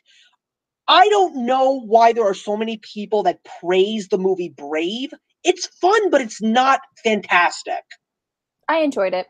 It's a good movie. I mean, like, I'm still very angry that it won Best Animated Feature because that movie that year, it should have gone to Wreck-It Ralph. Wreck-It Ralph was the better movie. I haven't seen Wreck-It Ralph. What? Oh, you have to see Wreck-It Ralph. Oh my God. Movie. Yeah, and now that the second one's coming out, that one looks really good too. And I'll definitely have to, see the first one before I see the second one. I'm just going to tell you this. If you are a fan of Jane Lynch, yeah, you're going to love Wreck-It Ralph. She is that movie. That's the best part of the movie. I love Jalen. She's so He is funny. great in Wreck-It Ralph. But no, it's like we were getting all of these good but not great movies. I'm one of those few people that doesn't have such high praises for Inside Out. It's a good movie, but I don't think it's the best movie I've ever seen from Pixar. It's very clever. It's got a Yes. great cast, but I don't think that it is on par of movies like Toy Story 3, Up, Wall-E. It's not one of those. Right. But Coco is incredible. When Coco came out, I was like, there is still hope. I hear everyone say they love Coco so much, It's and wonderful. I haven't seen it. You have to see So Coco. yeah, even Cammy's saying I have to see Wreck-It Ralph. I have to see Coco. And honestly, it's just because when I see movies with my husband, like if he's not interested in it, I'm not gonna force him to go see it. So it's just like you said, it's put on the back burner until I can watch it by myself. So like one of these weekends when he's gone on a business trip or something, I really have to just sit and just watch all of the movies that I want to go and just watch them do what all. I do. You know, if my wife can let me go see movies on my own that I really want to see that she's not interested, I'm pretty sure that your husband will let you go see a movie by yourself. Yes. Yeah, You he know, would. a lot of people say that it's very awkward, but you know something? As a YouTuber who reviews movies, it's not just going to see movies. This is work. Right. And my Right. wife gets it. I went But and saw a I'm not, movie by myself one time, and I don't know. It's just out of the whole theater, like this group of guys and a girl had to sit right next to me. So I'm like, really? Out of the whole theater, you have to sit right next to me. Nah, if there's a movie that I know that I have to see in theaters, or it's a movie that I really want to review for my channel, my wife just lets me go. And also, I've seen every single Pixar film in theaters since the original Toy Story, so the streak cannot be broken. You're like, I have to continue on. Yeah, and I don't know, I don't think I have gone to see a Pixar movie without my wife. I know that I have seen every Pixar movie with people. I had a tradition when my sister was finished with her school year. We would have a little brother sister day, and we would go spend the whole day together. And normally would end up with us going to go see a Pixar movie. That was basically what we used to do. But yeah, I have seen every Pixar movie with somebody, and it would be, or maybe no, actually, I'm wrong. I saw the Cars movies on my own. I saw Cars 2 and 3 by myself. Jen was not interested in seeing those movies in the slightest. Well, at least, you did have the streak where you've seen every Pixar movie. Yeah, I had to see them all in theaters. Same thing with all the Marvel movies. The reading puppet. Less people, best thing ever. Mm-hmm. She's So, right. I love matinees. yeah, that's true. Yeah, so you So, got a good list. That was a good list. we both had a really good list. I really, even the ones that I haven't seen that you talked about it, I made a note for myself. I have to look them up. And so now we're going to move on to the movies that we're looking forward to seeing, these movies that are being released this year. So we do have a top 5 for that as well. This will kind of be, less, even though I feel like we did a really good job not spoiling anything in that first round. So, so if you want to start us off, what is the 5th movie that you're looking forward to? Okay, this year? is an interesting one. This is a very interesting one because I didn't even know that it was coming out. It's a family-oriented horror film. Oh, okay. Yeah, it's called The House with a Clock on Its Walls, and it stars Jack Black and Kate Blanchett. Oh, I have never even heard of this, but I love Kate Blanchett, so I have to look it up. Yeah, I saw the trailer for it, and I saw it in theaters. My wife and I watched it, and we were shocked and she does not like horror movies at all. But one of her favorite family horror themed films is Hocus Pocus. She loves Hocus Pocus, and she got a massive Hocus Pocus vibe from this movie. But what really surprised me is the director. The director is Eli Roth, the director of Hostel. Hostel. Oh my, a family-friendly horror film. That's I'm like, gonna be a guy who is known for blood and gore. I'm like, doing a family horror film. I have to see this. Yeah, that's gonna be an impressive feat right there. I mean, hey, look, if Martin Scorsese could make a movie like Goodfellas and then a couple years later go on to make a movie like Hugo, the sky is the limit for what any director is capable of. And Robert Rodriguez can easily go from adult film to children's film on a dime. I mean, like, he's made truly creepy films, but then he's made a massive amount of money through Spy Kids. Yes. Yes. Eli Roth sold. So Yeah, he's a crazy director, and I am curious to see how a guy like Eli Roth will direct a cast like Jack Black and Kate Blanchett, and also Kyle MacLachlan is in it too. now I have to. I haven't seen a trailer for it. I haven't even heard this. Trailer. It's really cool. I'll have to look that up. That sounds amazing. And Kate Blanchett, I love her so much, so I'll definitely have to check that out. Yeah, and I don't think I've ever seen her in a family-oriented movie. I mean, I think it's kind of funny because Jack Black is going to be in 2 family-oriented horror films in a span of 4 weeks. Like, he's going to be in this one, and then a few weeks later, he's going to be in the sequel to Goosebumps. Yeah. And I like the first Goosebumps a lot. I really did. Oh, good, good. So my fifth one, my number 5 is actually it's Mamma Mia, Here We Go Again. And I loved the first Mamma Mia. I love, show tunes and Broadway plays. I love that specific genre. It looks so much fun, and the fact that we're getting, the backstory, and I love Amanda Seyfried. Cher is gonna be in it. Oh my gosh. I'm just like, when I saw the trailer and like Cher comes on, I'm like, holy moly. Yeah. I mean, like, I do like musicals, I really do, but this is just one of those that I'm just not interested in the slightest, I mean, like, also, I know Lily James is in that movie, and I really do like Lily James. I loved her in Baby Driver, and she was great in Cinderella, too. Yes, I love her so much.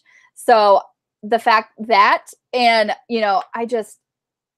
it's probably one of those movies that I'm gonna have to see by myself, because my husband has like you has no interest in seeing that. He doesn't really, care for musicals except for Phantom of the Opera, and he really loved Into the Woods, and he loves The Greatest Showman. But other than that, those few, he really has no interest. He didn't like the first Mamma Mia.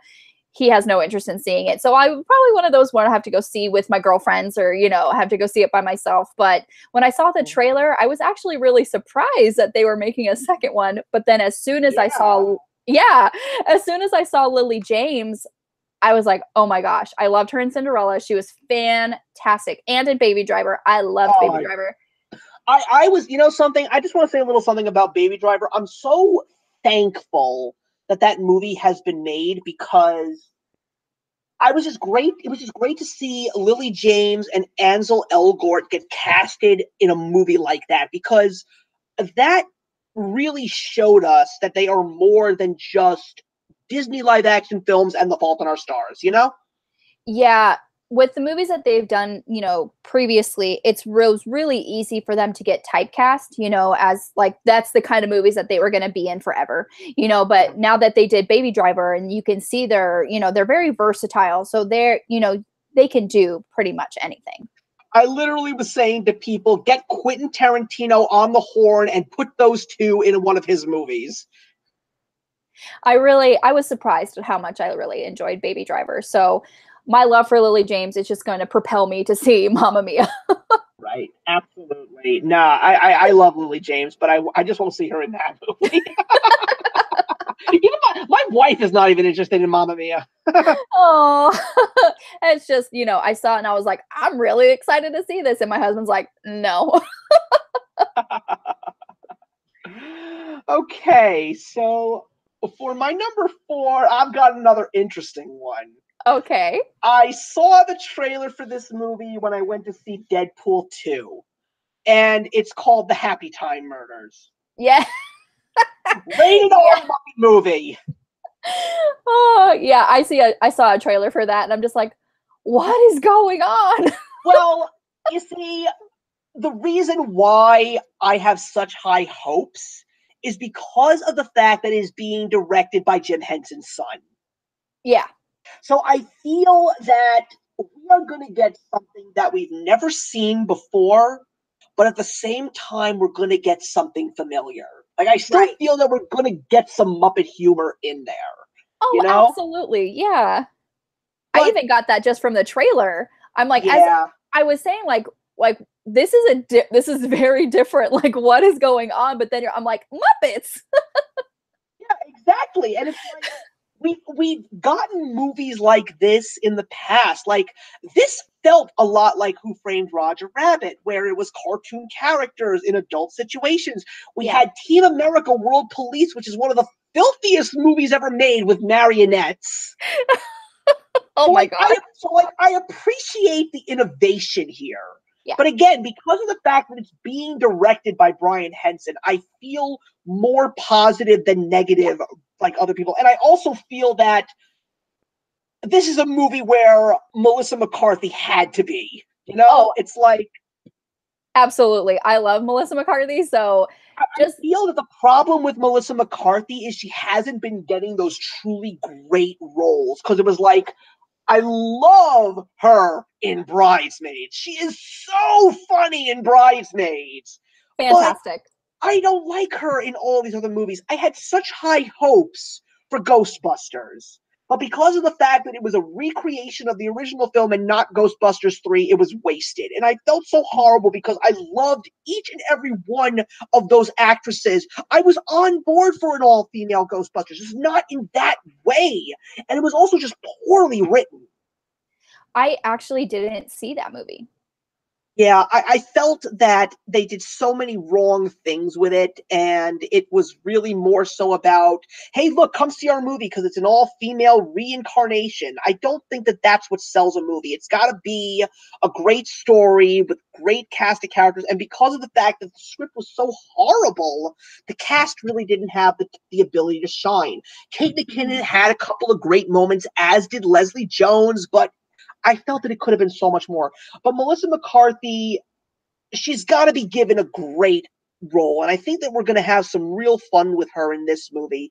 And she's also going to be in another movie later on this year, which is a drama Mhm. that I.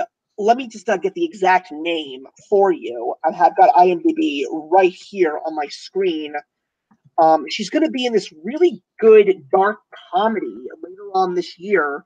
And yeah, it's called Can You Ever Forgive Me? Go see the trailer for that. Can you ever forgive me? I'm gonna write that down actually because That movie could in fact be an Oscar nod for her. oh, nice. Even though she's already been given an Oscar nod for Bridesmaids. Yeah, she was fantastic in Bridesmaids. And honestly, in every movie she's in, she is very funny. But like you said, some movies are a little bit more lackluster than the other ones.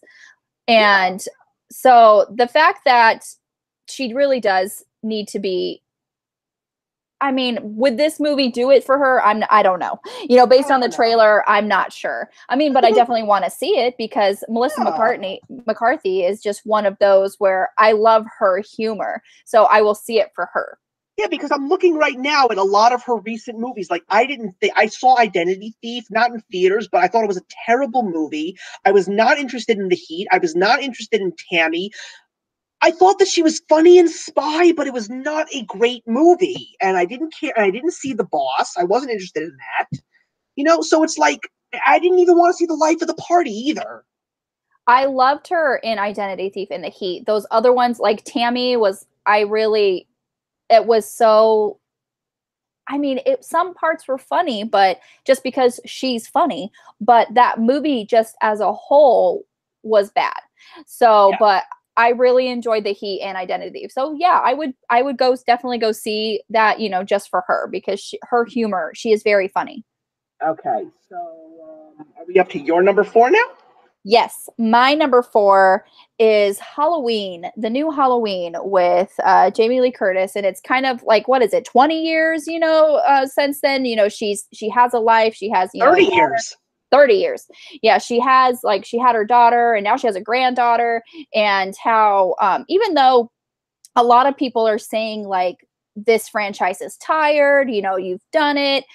I am such a I love the horror genre, and these movies like I was like raised on these movies. My dad loved it. So even though, you know, my mom didn't like me watching these films, I watched these films with my dad on like a regular basis. And so just the fact that they're, you know, coming out with a new one, I didn't like the one, what, oh my gosh, which one is it? Is it like the Halloween 2000 or something? I did not like that one at all. Well, But you know what? I'll tell you the God's honest truth. I'll appreciate the fact that it's getting a lot of hype, that a lot of people are interested in it, but I'm not really the biggest horror fan. oh, I have taken the time to at least see all the classics. Like, I have seen the first Halloween, I've seen the first Nightmare on Elm Street, the first Friday the 13th, the first Child's Play, I've seen The Exorcist. Like, I've seen all the classics. But slashers really don't do it for me. They just never have. I think there's only like two horror movies that I truly love that I actually own. One is the original Psycho from 1960. yeah. And I'm also a massive fan of the Saw franchise. And that's so funny because I saw the first Saw, but I didn't stick with it like all the what are they on now? Like 7? Well, there were 7 that were supposed to be part of the original. Why they made an 8th film, I didn't even see it because I wasn't interested in the slightest. But I was very impressed with because you see, the thing about Saw for me is the storytelling. You got to Yes. really pay attention to it. And that reminded me why I praised Upgrade so much, because the director of Upgrade is one of the writers for Saw. Oh. So you're like, that's why I loved it so much. Yeah, Saw is very prominent in my list tonight, and you'll see just in a couple of minutes. Yeah. Cammie's saying Saw only gets better. I mean, I saw the first one, like you said, the story and the premise, like you said, you have to pay attention. And I like that aspect of it. And the reading puppet, Freddy Krueger is my bae. That's so fun. Oh, well, Robert Englund is just, I may not be a Fantastic. fan of Nightmare on Elm Street, but Robert Englund as Freddy Krueger, I love him. I do love him a lot. Yeah. I loved those movies. So I'm really interested, Jamie Lee Curtis, she's fantastic. I really, really enjoy Yeah, she's a really great anything she's actress. in. Anything she's in, I really enjoy her. So yeah, I'm really excited to see that one. I'm glad. I hope that it's good. I mean, I'm hoping that it's not, because right now I think that this year is also an unbelievable year for horror movies, because two of the biggest films of the year right now are A Quiet Place and Mhm. Hereditary. Everybody's buzzing about those two movies. I loved A Quiet Place. A Quiet Place was so good. I haven't seen Hereditary, but I would see, A Quiet Place. I would watch that over and over again. I It's so good. feel that horror has really started to kick it up a notch recently, because apparently we've been getting some really well done horror films. Like, 2 years ago we had It Follows. A year ago we had The Witch. A lot of people are talking about some really well done horror films. And you know something? I may not be a fan, but I'm glad to see that people are trying to make some horror movies with a brain in it. Yeah, and in regards to A Quiet Place, I was very surprised and impressed with John Krasinski. He was fantastic. And Listen, yeah, as listen to the Jim. writer, Listen to what yeah, Jim says. as the writer and director, that was just a masterpiece. It was so good. Yeah, I missed it in theaters, but I have it on my list of movies to see, because the little girl, um Yes. I saw her in Wonderstruck last year and I loved her. She she was so good. So good. And I was actually, pleasantly surprised. I haven't seen Wonderstruck, but I do want to see it. Yeah, And that's a great movie. Great movie. she is fantastic. Blown Yeah. away. I was blown away. And it's great to see a disabled actress actually getting some good roles.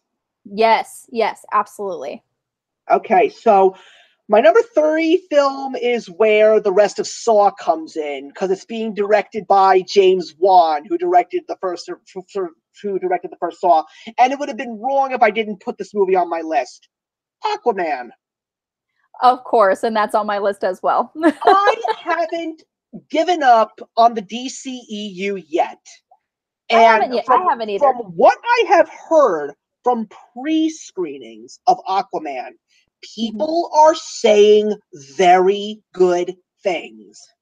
They're saying very good things. And I'm so happy, because if Aquaman is successful, and next year we've got Shazam with Zachary Levi from Chuck, and we've got Wonder Woman 2, which everybody is excited for. If those three movies do in fact do very well and are very successful at the box office, the DCEU is not dead. So hopefully that will give Ben Affleck incentive to stick around as Batman, because he is the greatest Batman. I don't care what anybody says. I love him in these DC films. I do. And I love all the actors in the cast. Ezra Miller as the Flash, wonderful. Jason Momoa as Aquaman. Gal Gadot as Wonder Woman, wonderful. But I'm excited to see Jason Momoa finally get that movie with him as the lead actor that everybody has been waiting for him to have, you know? Because everybody knows him as Khal Drogo from Game of Thrones. Yeah. But I really want to see him in a lead role, and I think that he's going to do a great job. And the cast is great too. Dolph Lundgren, Nicole Kidman. I'm not too keen on Amber Heard, but who else is in that? Willem Dafoe is in it. It's got a great cast, and I'm just excited because one of my favorite DC villains of all time is Black Manta. So I really am excited to see Black Manta in this movie. What like the fact that you said the Aquaman, it's getting really well received, and how the fact that, the DC universe is just, it has a chance. What I didn't really like about what the DC movies have done is that they started off basically with the Justice League first, and then they're doing like origin stories afterward. That doesn't really seem like the best way to go about, but I really enjoyed, Jason Momoa as Aquaman in the Justice League movie. I think he did a fantastic job, and I cannot wait, like you said, to have him be, the lead in his own movie, especially after he is loved as Khal Drogo in Game of Thrones. And I really enjoyed him in Frontier. That's a Netflix show. That's a really, a really great show as well. So honestly, I feel like this could really skyrocket his career. I hope so, but you want to know, at the same time, I agree with what you're saying in regards to the way that they're doing the story. But at the same time, we also have to remember that Warner Brothers and DC is trying to be everything that the MCU is not. Yeah. So I feel that I appreciate, outside of the MCU, that the DCEU is taking more risks. Yeah, that's true.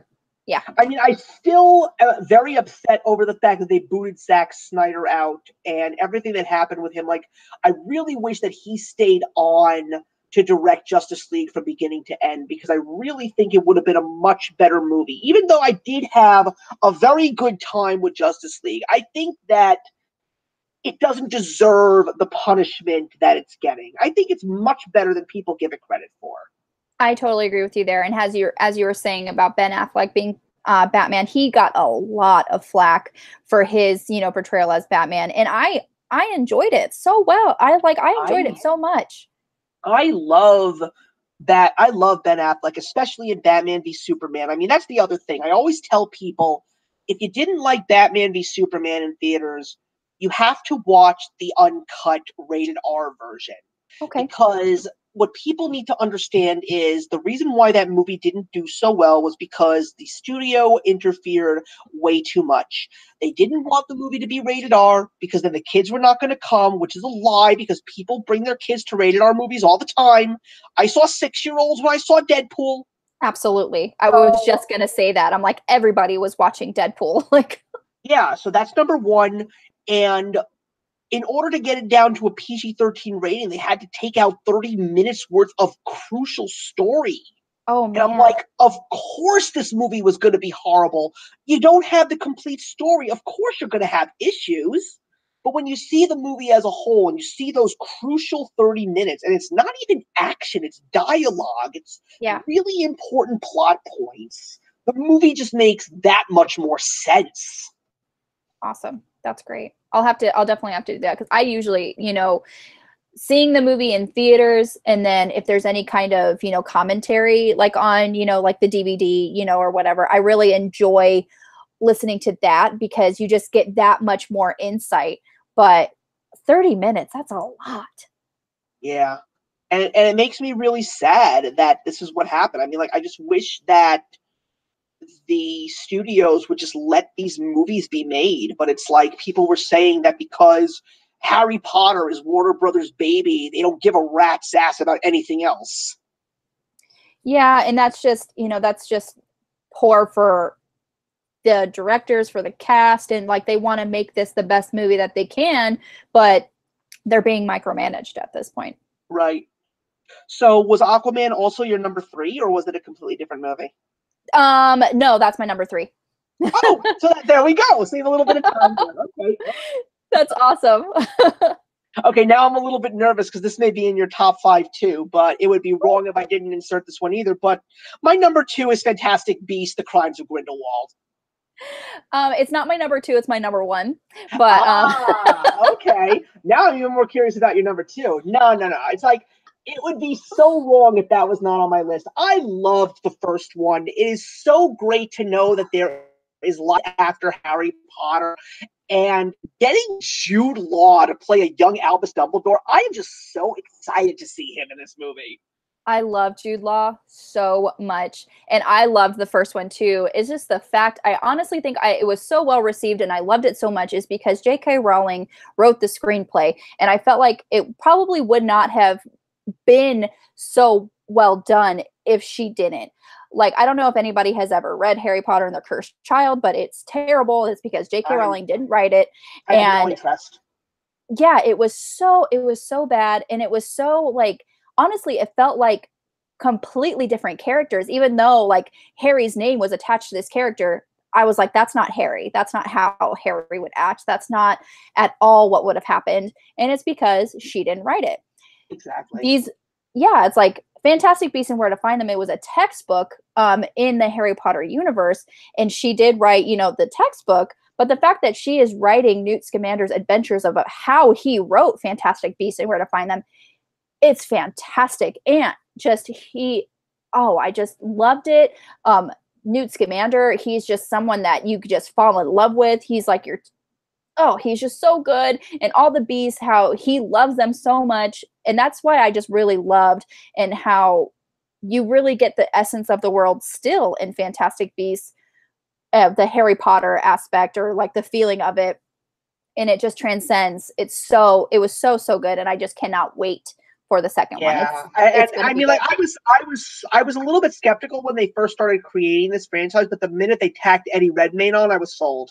So I was like, I knew that that was going to be great. But I like the fact that it's going to go, because like I was really curious when they announced that they were going to make 5 of them. I was like, what are they going to do? And I'm loving the fact that they're really going to start focusing on that big wizard war that took place around World War II. And I love the fact that they threw Grindelwald in there. I like that Dumbledore's playing a role. I mean, for me personally, Dumbledore has been the most interesting character for me, especially when we see this whole bit about him in the Deathly Hallows. Like, I wish that J.K. Rowling would make a film series about him. I really want that chapter of the Harry Potter lore told, because I just feel like so many people say they want the Marauders. Not me. I want Dumbledore's youth, because there's so much interesting stuff in there.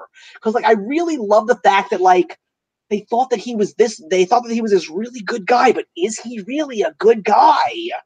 Yeah, he's such an interesting character, and the fact that your heroes, because he was like very much like told as a hero, he has flaws, major flaws that just make him more relatable, and he made tough choices that maybe were not very well received, but he made the best choice he felt he could.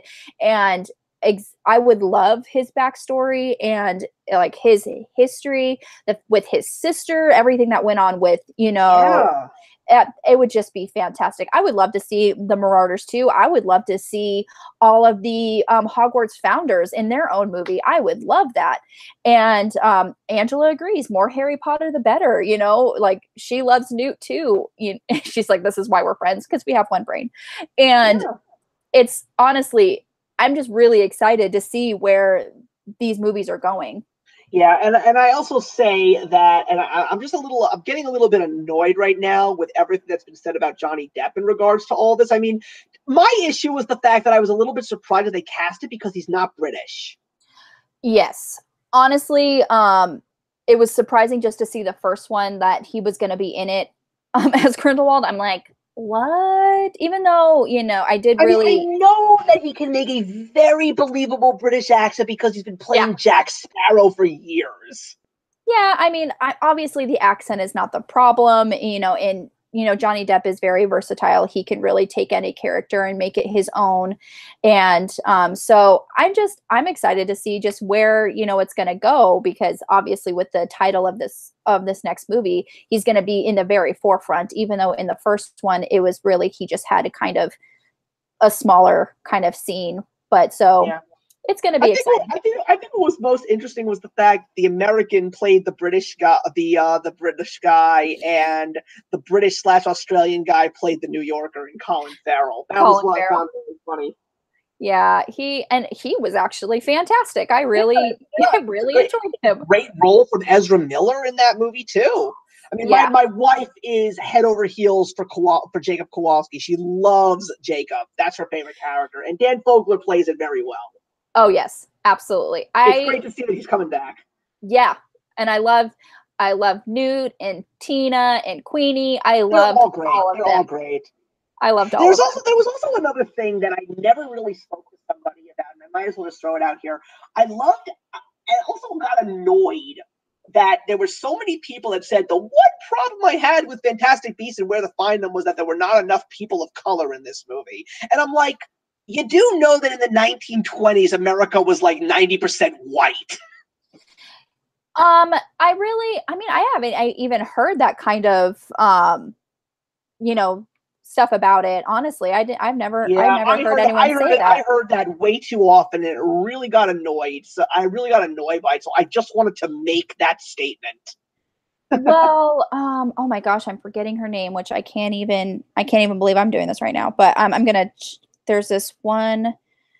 Oh, let me look her up really quick. Fantastic Beasts, Crimes of Grindelwald. Here we go. I'm just wondering if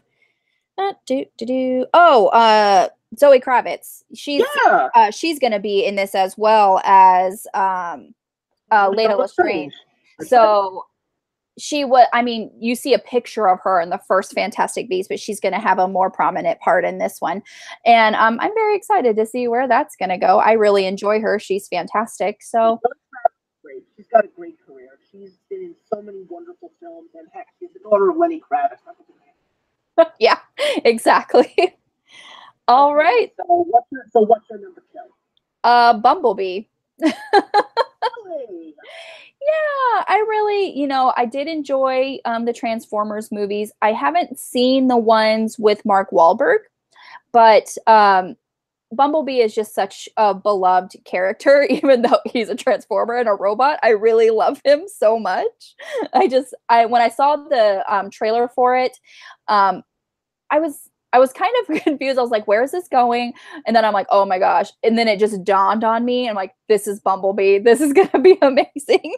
Well, it makes complete sense, especially considering the fact that we all completely forgot that Bumblebee had been on Earth for a much longer time before the rest of the Transformers came, and the fact that it takes place in the 1980s, the Volkswagen Bug, and getting Haley Steinfeld, I think, was a good choice. She's a great actress. It would be nice, but I honestly, I'll just let you know that I couldn't even finish the fourth Transformers movie. The first one with Mark Wahlberg, I turned it off like halfway in. I couldn't. Really? It was terrible.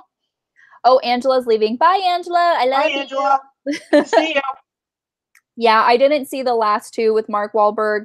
I love Haley Steinfeld. She is fantastic. I really, really, everything she's in. I really enjoyed her in Ender's Game.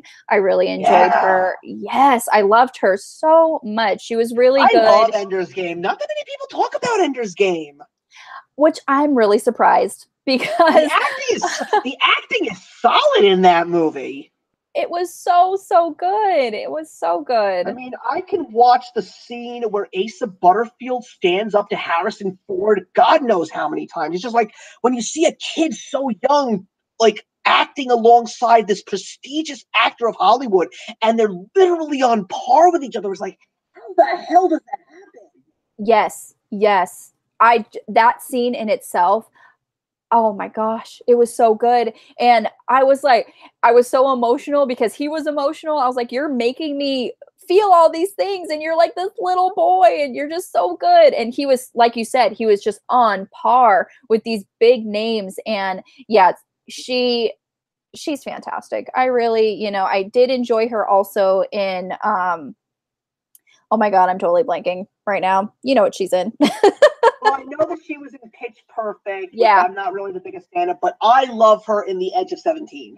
Yes, she was. Oh, that movie was so funny. That's one of Oh, my favorite movies. That was one of those great teen comedies that I was missing. That was a great one.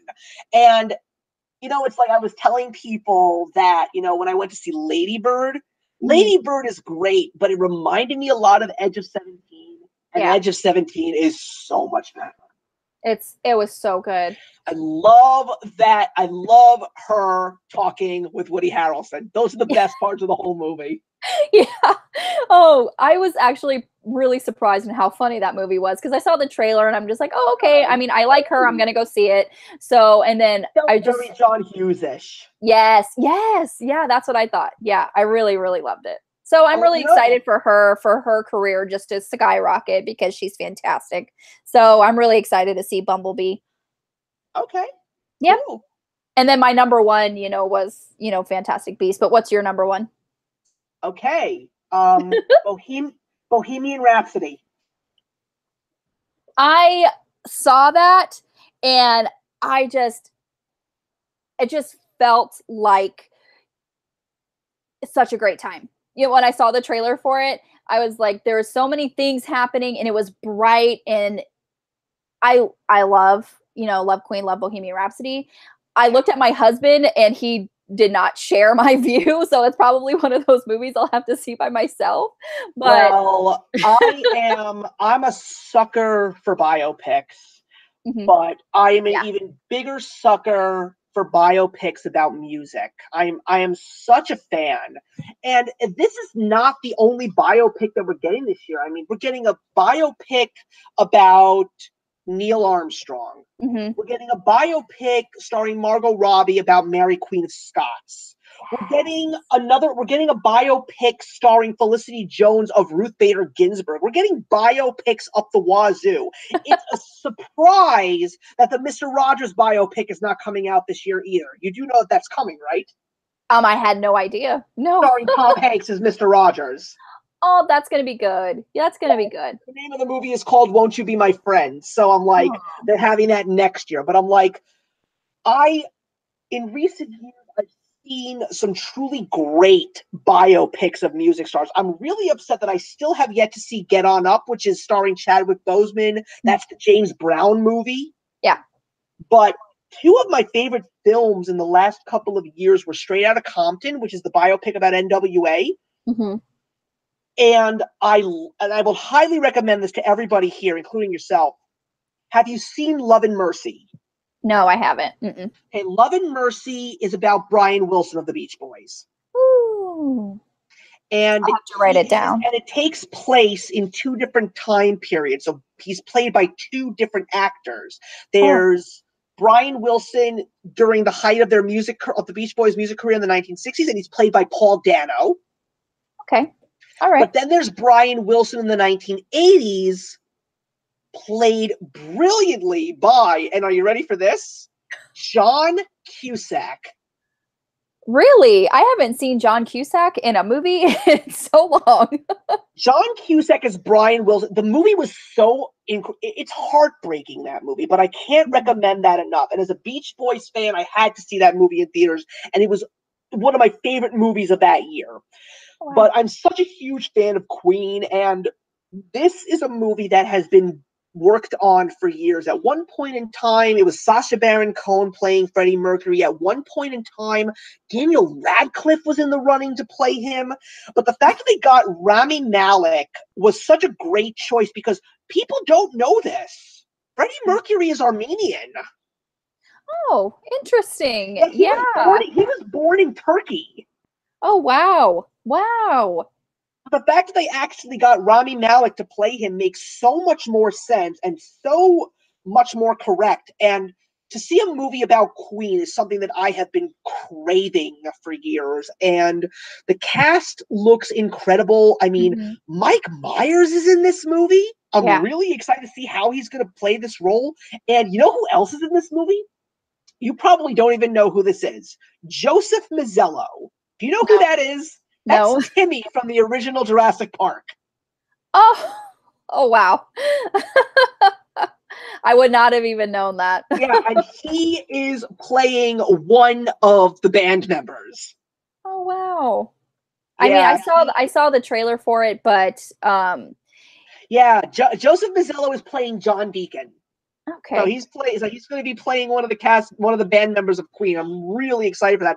And they've also got so many unknowns. Like they got other unknown actors playing other members of Queen. Like I never heard of these guys. Like Gilliam Lee is playing Brian May, and Ben Hardy is playing Roger Taylor. Like I don't know who these people are, but it's a mixture of well-known and some that we've never heard from in years, and some people that we do know. Like Aidan Gillian from Game of Thrones is in this Yeah. movie, so like it's got a great cast. And I have been dying to see a movie about Freddie Mercury and Queen, and it just makes me crave even more. I mean, there's a movie that's been in the works so many years, and it's been wrapped in controversy. There's been a movie in the works about the life of Mark David Chapman, the guy who shot John Lennon. John Lennon, yeah.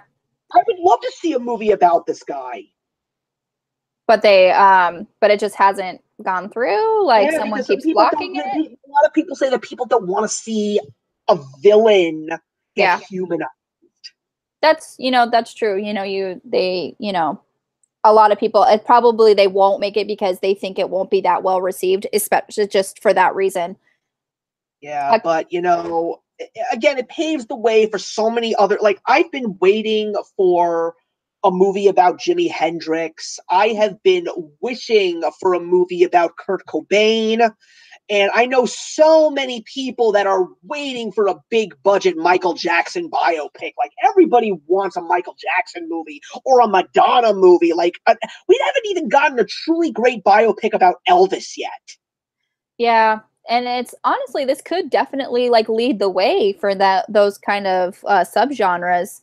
Cami is saying, like, I heard they aren't making Freddie Mercury as he really was. Yeah, I'm not really sure about that because when Sacha Baron Cohen was supposed to be playing Freddie Mercury, mm-hmm. he was at he was at his wits' ends with the director and the writers because he wanted the movie to be about Freddie Mercury. But this movie is not about Freddie Mercury. It's about Queen, and Freddie Mercury's role in this is really also about him discovering that he has AIDS and the whole AIDS epidemic, etc., etc. Mm-hmm. Yeah, I mean, I did see it. It's probably something that I'm going to have to wait like for Redbox or Netflix because I looked over at my husband and he looked like he had no interest to see it at all. Well, But you know what I could say? What you got was the teaser trailer. We haven't gotten a really great trailer for this movie yet, and it's coming out in November, so it's Oscar baiting. yeah, definitely. And I mean, like Rami Malek looks exactly like Freddie Mercury. It's uncanny how great he looks in this Uncanny. movie. Yeah, I totally agree with that. Yeah, so I've got extremely high hopes for that movie because I am such a fan. I love music just as much as I love movies, and to get a movie about Queen is something that I think can be very good. I hope it is. I really do, which is why it is my number one. I hope it's really good too. Well, So that's our list. great. We talked about a lot of movies, even like the ones that were on our list and the ones that, just, obviously, tangents. You talk about other movies, but I Well, I have feel a, like that's important. yeah, absolutely. And I have my list. I've written down like the list that, the movies that I have to watch that, were highly recommended. And so I'm going to be busy watching movies. You know what I think we should do? Maybe not right away, but maybe in a couple of months, we should do another live show where we actually talk about the movies that we were recommending, like all those movies that I recommended you, and I'll talk about Breakfast at Tiffany's and When Harry Met Sally and Pretty Woman and all those movies, you know? All the movies that we have to watch and we finally do. Yeah. Well, I will still appreciate it if you just got in contact with me outside of YouTube and let me know if you did see those movies, what you thought about them. Oh yeah, absolutely. Absolutely. I will. Yeah. Great. This was Well, awesome. I'm so glad it's been too long. I was so glad that we got another live show. We have to do these more often. We really do. Absolutely. I mean, I have so much fun, doing the live streams and just talking with other YouTubers and booktubers. And I love it. I love, especially in the live stream setting, because you actually Yeah, it's that face to face that you don't get when you're just commenting on someone's videos. totally. I love the face to face. So yeah, definitely we Yeah. can't let another couple months go by without doing this. Yeah, yeah. Well, you know what? Listen, I've got a busy couple of weekends ahead of me with the house hunting and stuff like that. This was the best time to do it with my wife being away Yeah. for a week. And I've been planning, I'm hoping to work with a whole bunch of other YouTubers and talk to them and brainstorm with them. But listen, everybody, come to my channel tomorrow at 11 a.m. Eastern Standard Time. I've got my new Sunday sit down. April Sarah, if you subscribe to her, is going to be my guest, and we're going to be talking about YA books. It's going to be exciting. Yeah, I'll definitely have to wake up and catch that. It's gonna be, I think it's 8 o'clock my time, but I Well, love love listen, White listen. If you can't make the live stream, the show will always be on my channel, and I will send you a link. No problem. Absolutely. Perfect. Well, this was a blast. I love talking with you. Everybody in the comments, thank you so much for stopping by my channel and watching Yes. us and all your input and everything. And it's so much fun doing these. Yeah, So, absolutely. Thanks, everybody. all right. We'll see you guys later. Bye.